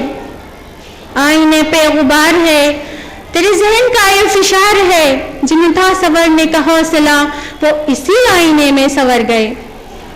تو ابھی موجودہ حالات میں ہی جاگ جائیں، ہوش میں آ جائیں، اور جلدی سے ہم بہترین کمبینیشن کے ساتھ اپنے بچوں کو تعلیم دیں۔ نہ صرف فلسفی میں بلکہ سوشیولوجی میں بھی مسلم ایکسپرٹس تھے۔ ابن خلدون کا نام سنا ہے آپ لوگوں نے؟ 14th سینچری میں پیدا ہوئے ابن خلدون، اور وہ سوشیولوجی، ماڈرن سوشیولوجی کے بانی کہلاتے ہیں۔ ابن خلدون قرآن اور فقہ کے بڑے عالم تھے، اور ساتھ ہی سوشیولوجی میں بھی اور ہسٹری میں بھی انہوں نے دنیا کو بہت کچھ دیا۔ ابن خلدون کی تاریخ کا مقدمہ پوری دنیا میں علم کا ایک عظیم سرمایہ سمجھا جاتا ہے۔ ابن خلدون نے پہلی بار دنیا کو یہ بتایا کہ تاریخ یعنی ہسٹری صرف بادشاہوں کے حالات اور جنگوں کا تذکرہ ہی نہیں ہے، بلکہ اس دور کی اقتصادی یعنی اکنامک کنڈیشن اور سوشل کنڈیشن کو بھی اس کے ساتھ انکلوڈ کرنا چاہیے، اور جس معاشرے میں ہم رہ رہے ہیں وہاں کا عام انسان کیا کھاتا، پیتا، پہنتا اور پسند کرتا ہے، یہ سب بھی تاریخ میں ساتھ میں مینشن ہونا چاہیے۔ تو ابن خلدون نے، جو کہ دین کے ایک عالم تھے، انہوں نے دنیا کو بہترین فلسفی بھی، سوشیولوجی، ہسٹری پرووائڈ کی، اور ساتھ میں قرآن کے بھی بڑے عالم تھے اور متقی انسان تھے۔ نہ صرف فلسفی سوشیولوجی میں بلکہ ہسٹری میں بھی مسلمانوں نے اپنے علم کے جھنڈے گاڑے، اور ان میں سے ایک نام ہے جو آپ کے لیے بہت معروف ہے، لیکن آپ یہ نہیں جانتی ہوں گی کہ وہ گریٹ ہسٹورین تھے۔ ہم بات کر رہے ہیں ابن جریر طبری کی۔ آپ میں سے کافی لوگ جانتے ہیں نا، امام ابن جریر طبری، ان کی تفاسیر اور ان کی فقہ سے سارے مسلم ورلڈ واقف ہے، لیکن آپ یہ جان لیجئے کہ طبری نہ صرف ایک فقیہ اور مفسر تھے بلکہ وہ ایک ہسٹورین تھے، ایک بہترین مورخ تھے، اور انہوں نے ان کو انفیکٹ تاریخ لکھنے والوں میں جد امجد سمجھا جاتا ہے۔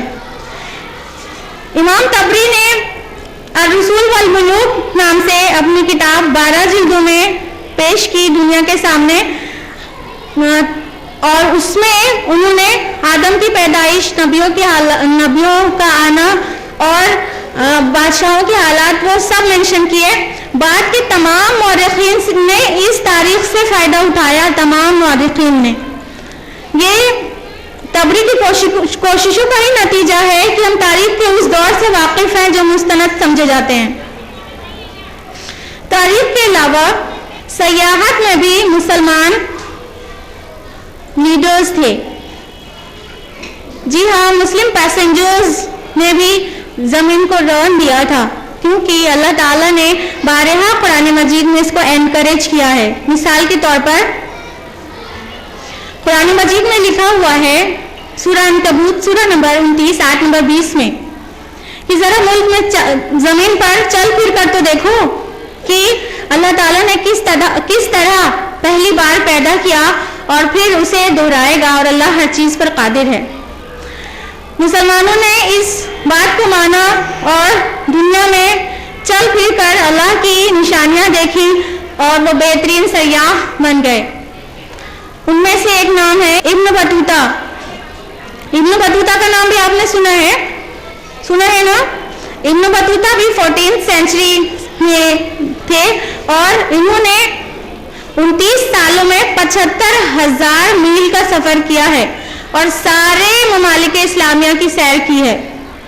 ابن بطوطہ کا ہندوستان سفر 1326 میں جو ہندوستان آئے تھے علاؤدین خلجی کے دور میں، وہ بہت معروف اور بہت انٹرسٹنگ ہے۔ علاؤدین خلجی کے دور میں ہندوستان آئے اور 7 سال تک دہلی میں قاضی رہے۔ علاؤدین خلجی نے ان کو اپنا سفیر بنا کر چین کے بادشاہ کی طرف بھیجا۔ انہوں نے گجرات سے اپنا سفر شروع کیا اور راستے میں لنکا، ملایا اور درجنوں جزائر سے گزرے، آپ اپنے مانیٹر پر دیکھ سکتے ہیں، یہاں تک کہ انہوں نے اس سفر نامے کو بہت دلکش انداز میں درج کر لیا۔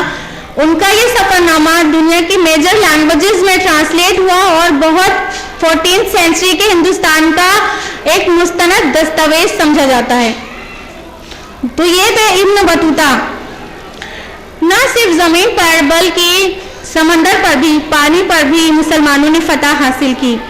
اللہ تعالیٰ نے فرمایا قرآن مجید میں سورہ اسراء سورہ نمبر 17 آیت نمبر 70 میں وَلَقَدْ كَرَّمْنَا بَنِي آدَمَ وَحَمَلْنَاهُمْ فِي الْبَرِّ وَالْبَحْرِ کہ ہم نے ہر بنی آدم پر کرم فرمایا اور اس کو خشکی اور تری میں سواری دی۔ تو اللہ تعالیٰ نے انسان کو خشکی کے راستے بتانے کے ساتھ ساتھ سمندری راستے بھی بتائے، اور ان میں سے ایک گریٹ نیویگیٹر ہمارے بیچ رہ چکا ہے، اس کا نام ہے ابن ماجد۔ آپ اپنے مانیٹر اسکرین پر ابن ماجد کو دیکھ سکتے ہیں۔ یہ ابن ماجد ایک بحری سیاح تھے اور ان کے والد افریقہ اور عرب کے سمندری کناروں کا چپا چپا جانتے تھے۔ ابن ماجد نے بھی نیویگیشن میں بہت ترقی کی، یہاں تک کہ انہوں نے کتاب لکھی کتاب الفوائد۔ اس کتاب میں ابن ماجد نے اتنی اہم معلومات بحری سیاحت کی رکھی کہ ویسٹرن ورلڈ کے لیے سالہ سال صدیوں رہنمائی کرتی رہی۔ ان کے پاس کوئی بھی اتنا عظیم نیویگیٹر نہیں تھا۔ صرف اتنا ہی نہیں، یہ انسائکلوپیڈیا آف اوشنوگرافی کی حیثیت حاصل کر چکی ہے۔ ابن ماجد کا نام آپ نے شاید ہی سنا ہو، لیکن واسکو ڈی گاما کا نام ضرور سنا ہوگا۔ آپ نے سنا ہے کہ نہیں؟ سنا ہے نا؟ آپ کے علم میں اضافہ کرنے کے لیے بتا دیں کہ واسکو ڈی گاما نے، آپ مانیٹر پر دیکھیے، کہ یورپ سے لے کر کالیکٹ تک، ہندوستان تک کا جو سفر کیا تھا، اس کا نقشہ ابن ماجد نے پرووائڈ کیا تھا۔ ابن ماجد کے بنائے نقشے کی مدد سے اور اس کی رہنمائی سے واسکو ڈی گاما یورپ سے لے کے ہندوستان تک کالیکٹ میں پہنچا تھا۔ ہم تو سبھی واسکو ڈی گاما کو جانتے ہیں مگر اپنے باپ کو نہیں جانتے، ابن ماجد کو نہیں جانتے۔ جہاں تک جیوگرافی کی بات ہے تو مسلمان ہی بہترین کارٹوگرافر بھی تھے۔ آپ اپنے مانیٹر اسکرین پر جو تصویر دیکھ رہی ہیں وہ الادریسی کی ہے۔ ادریسی جس کے نام کو ڈیسس کر دیا گیا ویسٹرن ورلڈ میں 1099 عیسوی میں پیدا ہوئے تھے. 11th سینچری کے گریٹ کارٹوگرافر نقشہ نویس, انہوں نے پہلی بار دنیا کا نقشہ بنایا. سب سے پہلا 450 پاؤنڈ چاندی کی مدد سے انہوں نے ورلڈ کا فرسٹ میپ بنایا. اور صرف یہ کارٹوگرافر ہی نہیں تھے بلکہ ماہر نباتات بھی تھے, یعنی بوٹانسٹ بھی تھے. اور انہوں نے کئی میڈیسنل پلانٹس کی لسٹ بنائی اور میڈیسنس کے نام سریانی, یونانی, ہندی, بربر, فارسی, لاطینی کئی زبانوں میں میڈیسنس کے نام لکھ کر اپنی قابلیت کا ثبوت دیا. اس طرح کوئی بھی فیلڈ ایسی نہ تھی جہاں پر مسلمان امام کی حیثیت نہ رکھتے ہوں. اور یہ بات ویسٹرنرز بھی, انصاف پسند ویسٹرنرز بھی مانے بغیر نہیں رہتے. جارج ساٹن لکھتا ہے اپنی کتاب میں an introduction to the history of science, اس میں لکھتا ہے, بڑی آسانی سے اس چیز کو قبول کرتا ہے کہ 7th سینچری کے سیکنڈ ہاف سے لے کر 11th سینچری کے سیکنڈ ہاف تک اور جنرلی 15th سینچری تک Muslims were the leaders of science. مسلمان سائنس کے امام تھے. یہ انصاف پسند ویسٹرنرز بھی مانتے ہیں. اگر ہم آپ سے پوچھیں کہ امریکہ کی کھوج کس نے کی تو آپ کیا بتانے والے ہیں؟ Of course Columbus, right. Columbus نے امریکہ کی کھوج کی.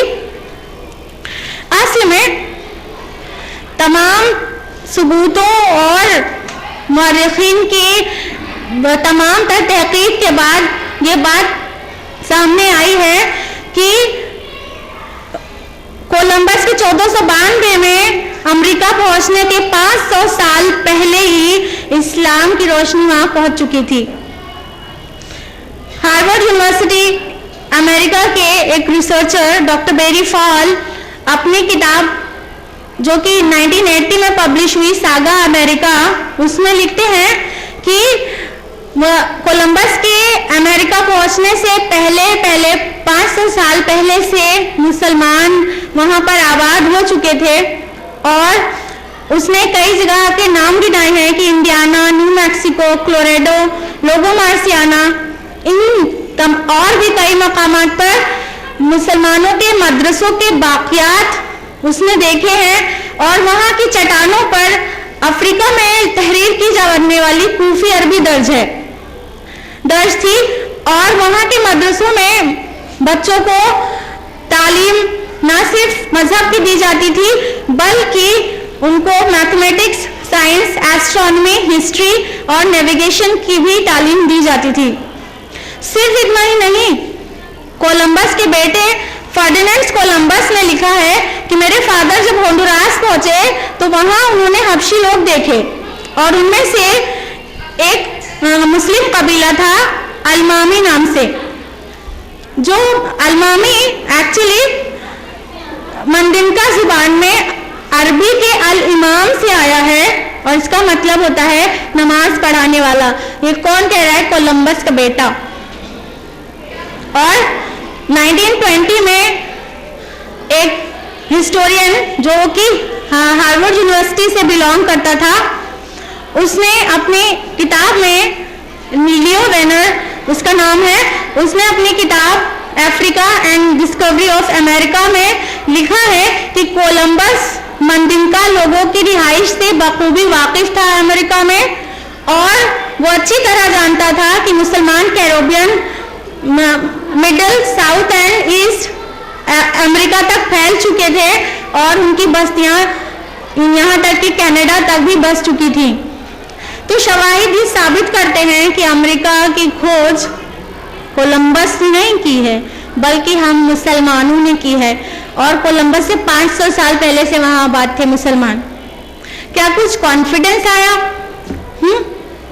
اور اگر آپ سوچ رہے ہو کہ اسمجنس کیوں یہ ساری ڈیٹیلز ہم کو بتا رہی ہیں, تو ہم بار بار آپ کو بتا دیں کہ آپ کے اندر کانفیڈنس پیدا کرنے کے لیے کہ ہم بھولے بسرے پچھڑے ہوئے لوگ نہیں ہیں, ہم بیکورڈ لوگ نہیں ہیں. ہمارے پاس اللہ کی کتاب قرآن مجید ہے. جن لوگوں نے اس پر عمل کیا وہ کامیابی کے عظیم بلندیوں تک پہنچے. آج پھر سے ہم اس پر عمل کرنے لگ جائیں تو انشاءاللہ پھر سے ہم اس بلندی کو پہنچ جائیں گے. اور جس مغربی تہذیب سے ہم اتنا متاثر ہیں وہ ایکچولی اپنے زوال کی کگار پر کھڑی ہے. اور یہ صرف ہم نہیں کہہ رہے ہیں, ویسٹرنرز خود بھی کہہ رہے ہیں, مغربی لوگ خود بھی یہ بات مان رہے ہیں کہ وہ تہذیب کے زوال کے قریب ہیں.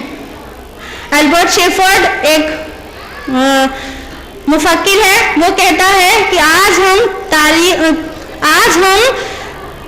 تہذیب کے زوال کے بالکل کگار پر کھڑے ہوئے ہیں. گاندھی جی مغربی تہذیب کے بارے میں کہتے ہیں کہ مغربی تہذیب شیطانی تہذیب کا دوسرا نام ہے اور اس کا زوال عنقریب ہونے والا ہے.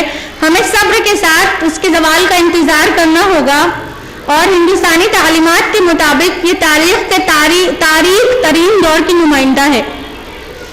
صرف اتنا ہی نہیں, مارلن منرو کا نام ہم سبھی جانتے ہوں گے, ایک ہالی ووڈ ایکٹریس. جس نے اس کا نام جانا ہو اس نے اس کا سوسائڈ کیس بھی ضرور جانا ہے. مارلن منرو کے پاس سب کچھ ہونے کے بعد, جس دنیا پہ ہم مرے جاتے ہیں وہ ساری چیز ہونے کے بعد بھی, نام شہرت پیسہ ایوریتھنگ ہونے کے بعد بھی اس کا سوسائڈ اس بات کی دلالت کرتا ہے کہ مغربی تہذیب کچھ نہیں, کھوکھلے پن کا دوسرا نام ہے. فرانس کا ایک اخبار فرانس زیرو لکھتا ہے کہ مغربی تہذیب اسی طرح ختم ہو جائے گی جس طرح مارلن منرو مر گئی اور جس طرح کتے اور بلیاں مر جاتے ہیں. مارلن منرو کوئی اور نہیں, ہم میں سے ہی ایک تھی. تو یہ جس تہذیب کو آج ہم اپنا رول ماڈل بنا رہے ہیں وہ زوال کی کگار پر ہے. اب سوال یہ ہے کہ جب مغربی تہذیب ویسٹرن ورلڈ زوال پذیر ہونے والا ہے تو پھر عروج کس کا ہونے والا ہے؟ جی ہاں, عروج پھر سے اسلام کا ہونے والا ہے. ہمارا ماضی بھی بہت تابناک تھا اور ہمارا مستقبل بھی بہت روشن ہے. ایک بار پھر سے عروج کا دور ہم مسلمان دیکھنے والے ہیں انشاءاللہ. اللہ کے رسول صلی اللہ علیہ وسلم کی حدیث ہے, مسند احمد کی روایت, کہ ایک بار پھر سے خلافت علی منہاج النبوہ قائم ہوگی, نبوت کی طرز پر خلافت قائم ہوگی. اور اللہ تعالیٰ نے قرآن مجید میں واضح کہا, ایک نہیں دو نہیں 3 مرتبہ فرمایا.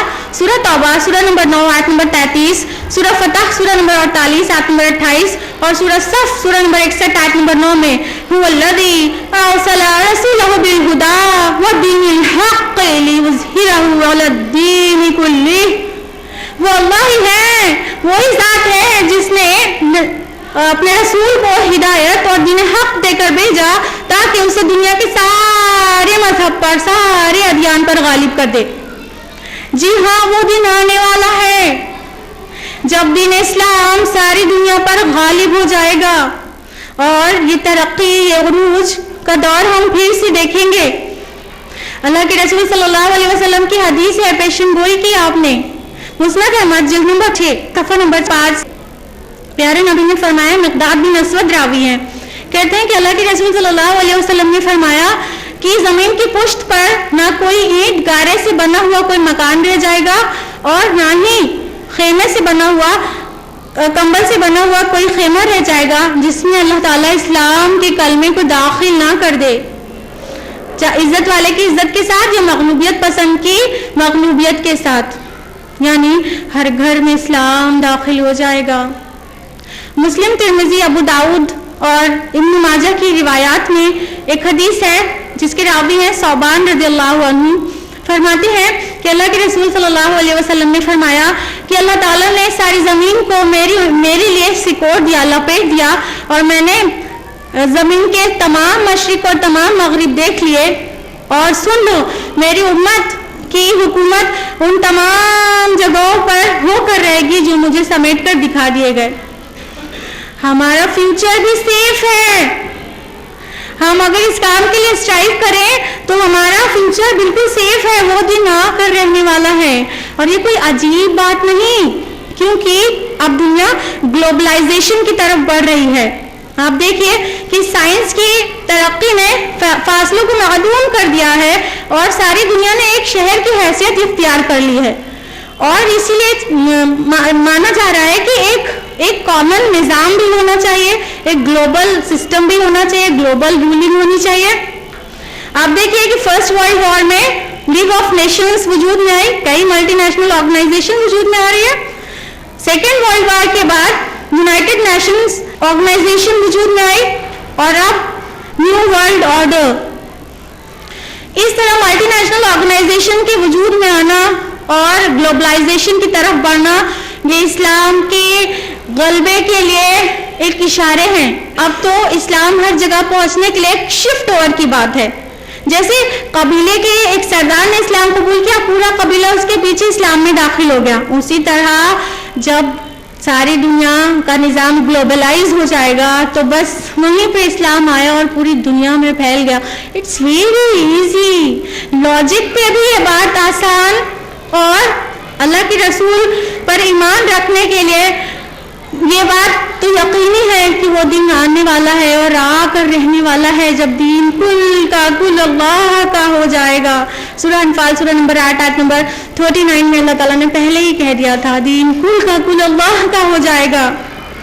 تو جب وہ دن آ جائے گا، جب ہم اس کے قریب پہنچ جائیں گے تو جو عالم کا منظر ہوگا وہ کچھ اس طرح ہوگا جیسے کہ وحی الہی چیخ چیخ کر کہے گی. سورہ اسراء سورہ نمبر 17 آیت نمبر 81 وَقُلْ اور کہہ دیجئے جَاءَ الْحَقُّ وَزَاقَ الْبَاطِلُ إِنَّ الْبَاطِلَ كَانَ زَهُوقًا.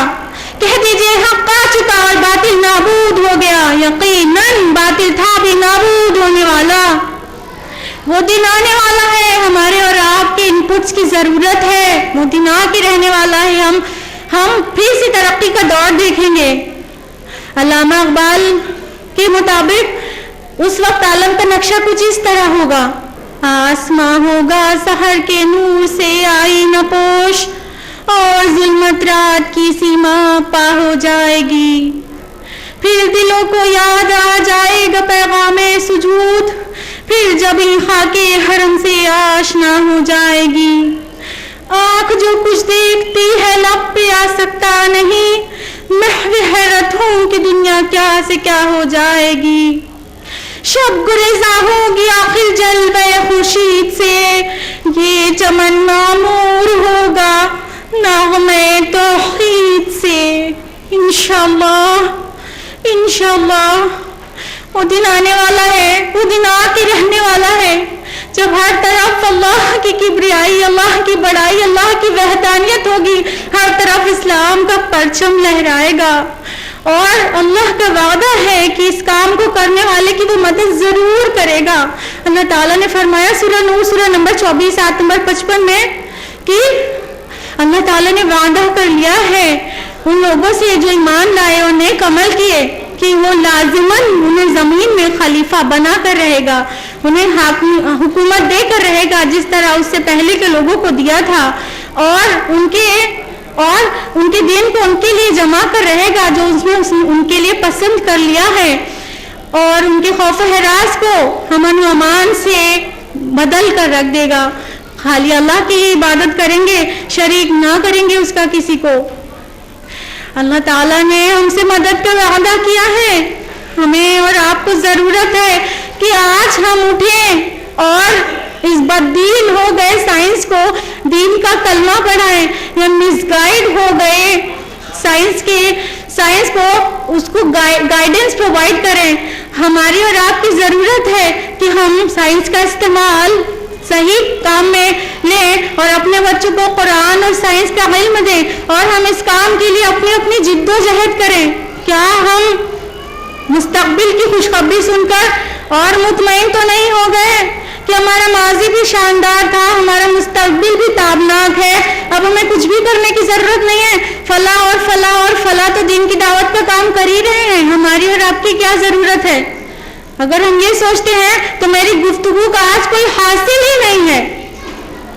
آج ہم آپ کو جو کچھ دکھا کر, ہمت دلا کر, حوصلہ دلا کر جو آپ سے مطالبہ کرنے والے ہیں وہ یہ کہ ہمارا ماضی اتنا شاندار تھا, ہمارا مستقبل اتنا محفوظ ہے, لیکن ہمارا حال اتنا تاریک کیوں ہے؟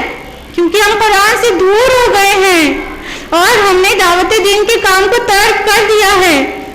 اگر ہم اسی طرح کان میں تیل ڈال کر بیٹھے رہے, دین کا غلبہ تو ہو جائے گا, اللہ تعالیٰ ہم لوگوں کو کوڑا کچرا سمجھ کر کنارے لگا دے گا. کیا ہم اور آپ دین کی فکر نہیں کریں گے؟ کیا ہم دین کی دعوت کا کام نہیں کریں گے؟ کیا ہم لوگوں کو حق کی طرف نہیں بلائیں گے؟ کیا برائی سے نہیں روکیں گے؟ اگر اسی طرح پیٹ دکھائے رہے تو اللہ تعالیٰ کی ایک سنت ہے, فرمایا سورہ محمد سورہ نمبر 47 آیت نمبر 38 میں, وَإِن تَتَوَلَّوْا, اگر انہوں نے پیٹ دکھائی, یستبدل قوما غیرکم, تو ہم ان کی جگہ دوسری قوم لے کر آئیں گے, ثم لا یکونوا امثالکم, وہ پھر ان کی طرح نہیں ہوں گے.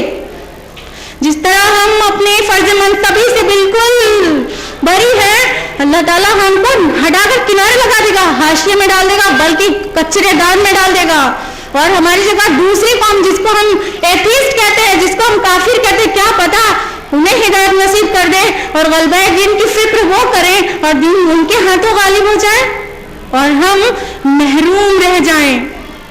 تو ہمیں اور آپ کو ہوش میں آنے کی ضرورت ہے کہ عظیم الشان دین ہمارے پاس ہے, عظیم الشان کتاب ہے. ہم اس کام کے لیے اگر کوشش کریں گے تو ہمارا فیوچر بالکل سیف ہے, کام ہو کے رہنے والا ہے, رزلٹ آؤٹ ہو چکا ہے. کوئی کورس ہم ایسا نہیں کرتے جس میں ہمیں پہلے سے پتا ہو کہ ہم فائنلی اس میں کامیاب ہوں گے بھی کہ نہیں. لیکن اگر اس کام میں لگیں گے, دعوت دین کے کام میں, اعلی کلمت اللہ کی جد و جہد میں, تو کامیابی لازم ہے, کامیابی مل کر رہنے والی ہے. ہمارے اور آپ کے انپٹ کی ضرورت ہے. تو کیا ہم آپ سے یہ امید کریں کہ ہماری بہنیں یہ جان کر کہ ہم کوئی بیکورڈ لوگ نہ تھے پہلے, نہ آگے رہنے والے ہیں, ہم ابھی بھی اتنے کانفیڈنٹ ہو جائیں, خود اعتمادی ہمارے اندر آ جائے, یہاں تک کہ ہم اس کام کو آگے بڑھانے والے بن جائیں. ہم آپ سے رخصت ہونے سے پہلے آپ سے ایک پکار لگانا چاہتے ہیں جو عیسیٰ مسیح مریم علیہ السلام نے اپنے لوگوں کے سامنے لگائی تھی. من انصاری اللہ, کون ہے جو اللہ کی راہ میں میری مدد کرے؟ کون ہے؟ کیا آپ میری مدد کریں گی؟ ہم آپ سے وہی جواب ایکسپیکٹ کرتے ہیں جو عیسیٰ علیہ السلام کے حواریوں نے دیا تھا, نحن انصار اللہ, ہم ہیں اللہ کی راہ میں آپ کے مددگار. کیا آپ وہ جواب ہمیں نہیں دیں گے؟ یہ ہمارا سننا, یہ ہمارا کہنا, یہ سب بے سود ہے اگر ہم کچھ لے کر نہ اٹھیں. کیا ہم اس کام میں نہیں لگ جائیں گے؟ ہماری گزارش ہے کہ ہماری وہ بہنیں جو خصوصاً وہ جو صلاحیت رکھتی ہیں, علم رکھتی ہیں, اپنی صلاحیت اور اپنے علم کو دین کو پھیلانے میں خرچ کریں اور ہرگز مٹیریلسٹک نہ بنیں. ہم مادہ پرستی چھوڑ دیں, دنیا اور سجانا, دولت اور کمانا یہ چھوڑ دیں. ہم اپنے فرض منصبی کو پہچان جائیں. آپ ہماری مدد اس طرح سے کر سکتی ہیں کہ آپ تنہائی میں ہمارے لیے دعا کر سکتی ہیں کہ اللہ تعالیٰ ہمارے مشن کو کامیاب کرے. آپ ہماری سب سے بہتر مدد اس طرح سے کر سکتی ہیں کہ آپ ہمارے آئیاروں کی دست و بازو بن جائیں اور اعلی کلمت اللہ کی جد و جہد جو آئیاروں میں چل رہی ہے اس میں آپ اپنا کنٹریبیوشن بھی دیں, اپنی صلاحیتیں, اپنا وقت کھپائیں. اگر اتنا بھی نہیں ہو سکتا تو کم از کم اتنا تو آپ ضرور کہیں کہ جہاں کہیں ہو آپ وہاں دین کے غلبے کے لیے اور اقامت دین کے لیے اور اسلام کی سربلندی کے لیے اپنی کوششیں کرتی رہیں جہاں کہیں ہو. اگر ان میں سے کوئی بھی آپشن آپ کو قبول ہے تب تو شاید میری گفتگو کا کچھ وصول ہوا, ادروائز ہمارا سننا کہنا یہ سب وقت کی بربادی کے علاوہ کچھ نہیں. لیکن شروع میں بھی ہم نے آپ کو خوشخبری سنائی تھی اور آخری میں بھی آپ کو خوشخبری سنائیں گے. مایوسی نہ ہم چاہتے ہیں نہ ہم چاہتے کہ آپ کو ہو. تو ایک اور خوشخبری اور امید کے ساتھ آپ سے رخصت ہونا چاہیں گے. وہ ہے قرآن کی آیت. اللہ تعالیٰ نے فرمایا قرآن حکیم میں سورہ آل عمران سورہ نمبر 3 آیت نمبر 139 میں وَلَا تَهِنُوا وَلَا تَحْزَنُوا، اور نہ تم سستی کرو اور نہ تم غم کھاؤ. وَأَنْتُمُ الْأَعْلَوْنَ إِن كُنتُم مُّؤْمِنِينَ، اور تم ہی غالب رہو گے اگرچہ تم ایمان رکھنے والے ہو انشاءاللہ. وآخر دعوانا الحمد للہ رب العالمین.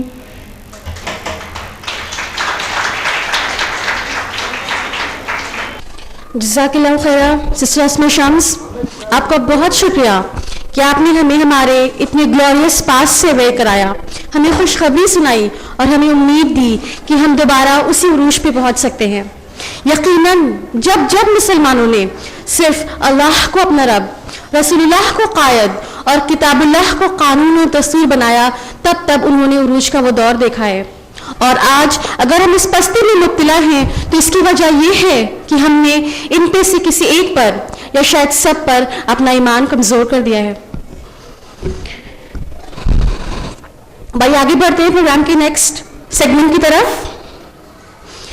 اس اسلامک کانفرنس کا ایک انڈسپنسبل پارٹ ہے ماڈل ایگزیبیشن. انشاءاللہ جیسے ہی سیشن اوور ہوگا آپ کے لیے ماڈل ایگزیبیشن اوپن کر دی جائے گی اور آپ وہاں پہ دیکھ سکیں گے بہت ہی ڈائیورس اور بہت ہی ریلیونٹ ٹاپکس پہ ماڈلس، بہت ہی ریلیونٹ ٹاپکس پہ جیسے کہ سوشل پرابلمس، اسلامیات، قرآن اینڈ سائنس، ہیومن رائٹس وغیرہ پہ آپ انشاءاللہ ماڈلس دیکھ پائیں گے. 8 نومبر 2013 کو IRO نے یہ ماڈل کمپٹیشن آرگنائز کیا تھا اور آج ہم یہاں چاہیں گے کہ انشاءاللہ اس ماڈل کمپٹیشن کا رزلٹ اناؤنس کریں. پرائز ونرز کا پرائز ابھی مسز اسما شمس کے ہاتھوں سے وصول ہوگا. میں گزارش کروں گی سسٹر اسما شمس سے کہ وہ ونرز کو پرائز دیں. ماڈل کمپٹیشن کا فرسٹ پرائز جاتا ہے سسٹر شائستہ بیگم کو. سسٹر شائستہ بیگم سے گزارش ہے کہ وہ اسٹیج پر آئے اپنا پرائز حاصل کریں. سسٹر شائستہ بیگم نے ماڈل بنایا تھا ٹاپک قرآن سے ہمارا رشتہ پہ، اور انہوں نے یہ دکھایا کہ کیا رشتہ ہے آج ہمارا کتاب اللہ سے، کس طرح سے ہم اسے ٹریٹ کر رہے ہیں جبکہ اس کا حق کیا ہے. Sister Shaista Begum first prize winner in the model competition.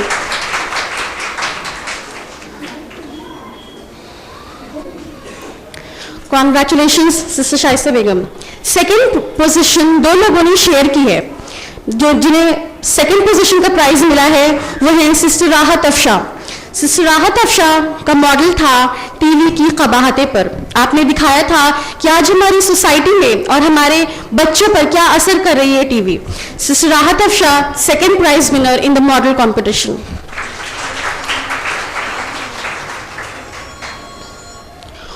Second position 2 لوگوں نے شیئر کی ہے اور دوسرا نام ہے جنہیں سیکنڈ پرائز ملا ہے doctor Shabnam Parveen.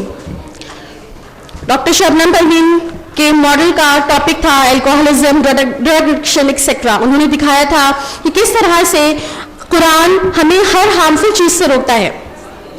Doctor Shabnam Parveen second prize winner in the model competition. اب آتے ہیں تھرڈ پرائز پہ. تھرڈ پرائز کی ونر ہیں، تھرڈ پرائز بھی 2 لوگوں نے شیئر کیا ہے. پہلے پرائز جاتا ہے سسٹر ندا فیروز کو. سسٹر ندا فیروز نے سائنس سے ریلیٹڈ ٹاپک پہ ماڈل بنایا تھا اور ان کا ٹاپک تھا big bang and shape of the earth. Sister Nida ہماری ینگ سسٹرز کے لیے ایک سورس آف انسپریشن ہے کہ M.Tech کی اسٹوڈنٹ ہونے کے باوجود وہ ان کاموں کے لیے اپنا وقت نکالتی ہیں. سسٹر ندا فیروز. تھرڈ پرائز جاتا ہے سسٹر امامہ فاطمہ کو. سسٹر امامہ فاطمہ نے ماڈل بنایا تھا ٹاپک شکر پر اور انہوں نے ہمیں اس ماڈل کے ذریعے دکھایا تھا کہ کس طرح جب اللہ تعالیٰ کی بے شمار نعمتوں کا ہم استعمال کرتے ہیں تو شاید ہم خیال بھی نہیں کرتے کہ کتنی قیمتی ہے یہ، لیکن اگر ان میں سے کوئی ایک نعمت بھی ہم سے چھن جائے تو کیا حال ہوتا ہے ہمارا. Sister Imama Fatima third prize winner in the model competition. آپ سبھی ونرز کو بہت بہت مبارک ہو. اللہ آپ کی خدمات کو قبول کرے، آمین. اور باقی कॉन्सोलेशन प्राइज विनर्स को हम वक्त की कमी से आज प्राइज नहीं दे पाएंगे। हम उनसे इस सिलसिले में बहुत माजरत चाहते हैं और इंशाल्लाह उन्हें उनका प्राइज तकवा इस्लामिक स्कूल की मेन बिल्डिंग में दे दिया जाएगा इंशाल्लाह। और अब प्रोग्राम के आखिरी सेगमेंट की तरफ बढ़ते हुए मैं दावत दूंगी IRO की मेंबर सिस्टर नाजिया अमरीन को कि वो आएँ और वोट ऑफ थैंक्स प्रेजेंट करें। सिस्टर नाजिया अमरीन। अस्सलामु अलैकुम वरहमतुल्लाहि वबरकातुहू। मैं नाज़िया अमरीन आप सबके सामने आपका शुक्रिया अदा करने के लिए हाजिर हूँ। सबसे पहले मैं अल्लाह रब्बुल इज़्ज़त का शुक्रिया अदा करना चाहती हूँ जिसकी मदद के बगैर हमारी कोई हैसियत नहीं है कि हम कोई काम कर सकें। ये उसका एहसान है, उसका फज़्ल करम है कि आज उसकी मदद से हमारा काम इख्तिताम तक पहुँचा। अल्लाह रब्बुल इज़्ज़त से दुआ है कि वो आगे भी हमारी दुआओं को कबूल कर और हमारे प्रोग्राम को अच्छे से हेल्प करने की तौफीक अदा फरमाए। अल्हम्दुलिल्लाह अल्हम्दुलिल्लाह रब्बिल आलमीन। तमाम तारीफ़ें अल्लाह के लिए हैं जो तमाम जहानों का रब है। उसके बाद मैं अपने स्पीकर सिस्टर अस्मा शम्स का शुक्रिया अदा करना चाहूँगी जिन्होंने अपनी इल्म से हमें फैज़याब किया।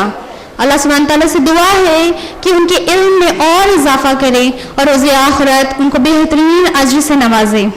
उसके बाद मैं अपने उन तमाम मॉडल कंपटीशन के पार्टिसिपेंट्स का शुक्रिया अदा करना चाहूँगी कि जिन्होंने बहुत मेहनत से बहुत अच्छे मॉडल बनाए। अल्लाह सुब्हान तआला उनके इस जज्बे को कबूल करे और रोज़े आखिरत उनको बेहतरीन अज्र से नवाजे। हम जो उन्हें अता कर रहे हैं वो तो कुछ भी नहीं, रोज़े आखिरत अल्लाह सुब्हान तआला उन्हें और बेशकीमती तोहफ़ों से नवाजे।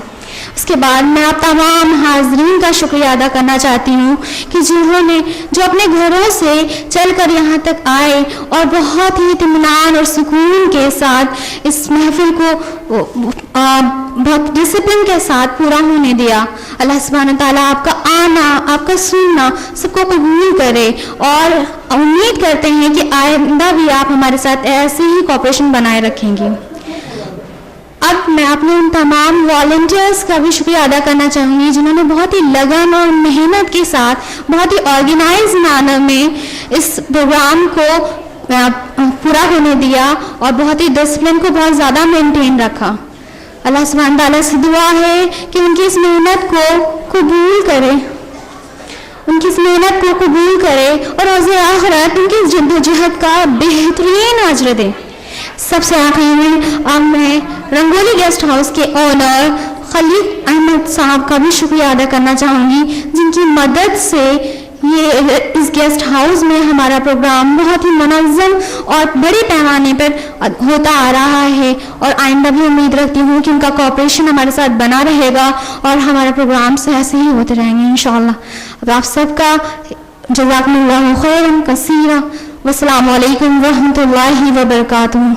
सुब्हानका अल्लाहुम्मा व बिहम्दिका व अशहदु अन ला इलाहा इल्ला अंता वस्तगफिरुका व अतूबु इलैक।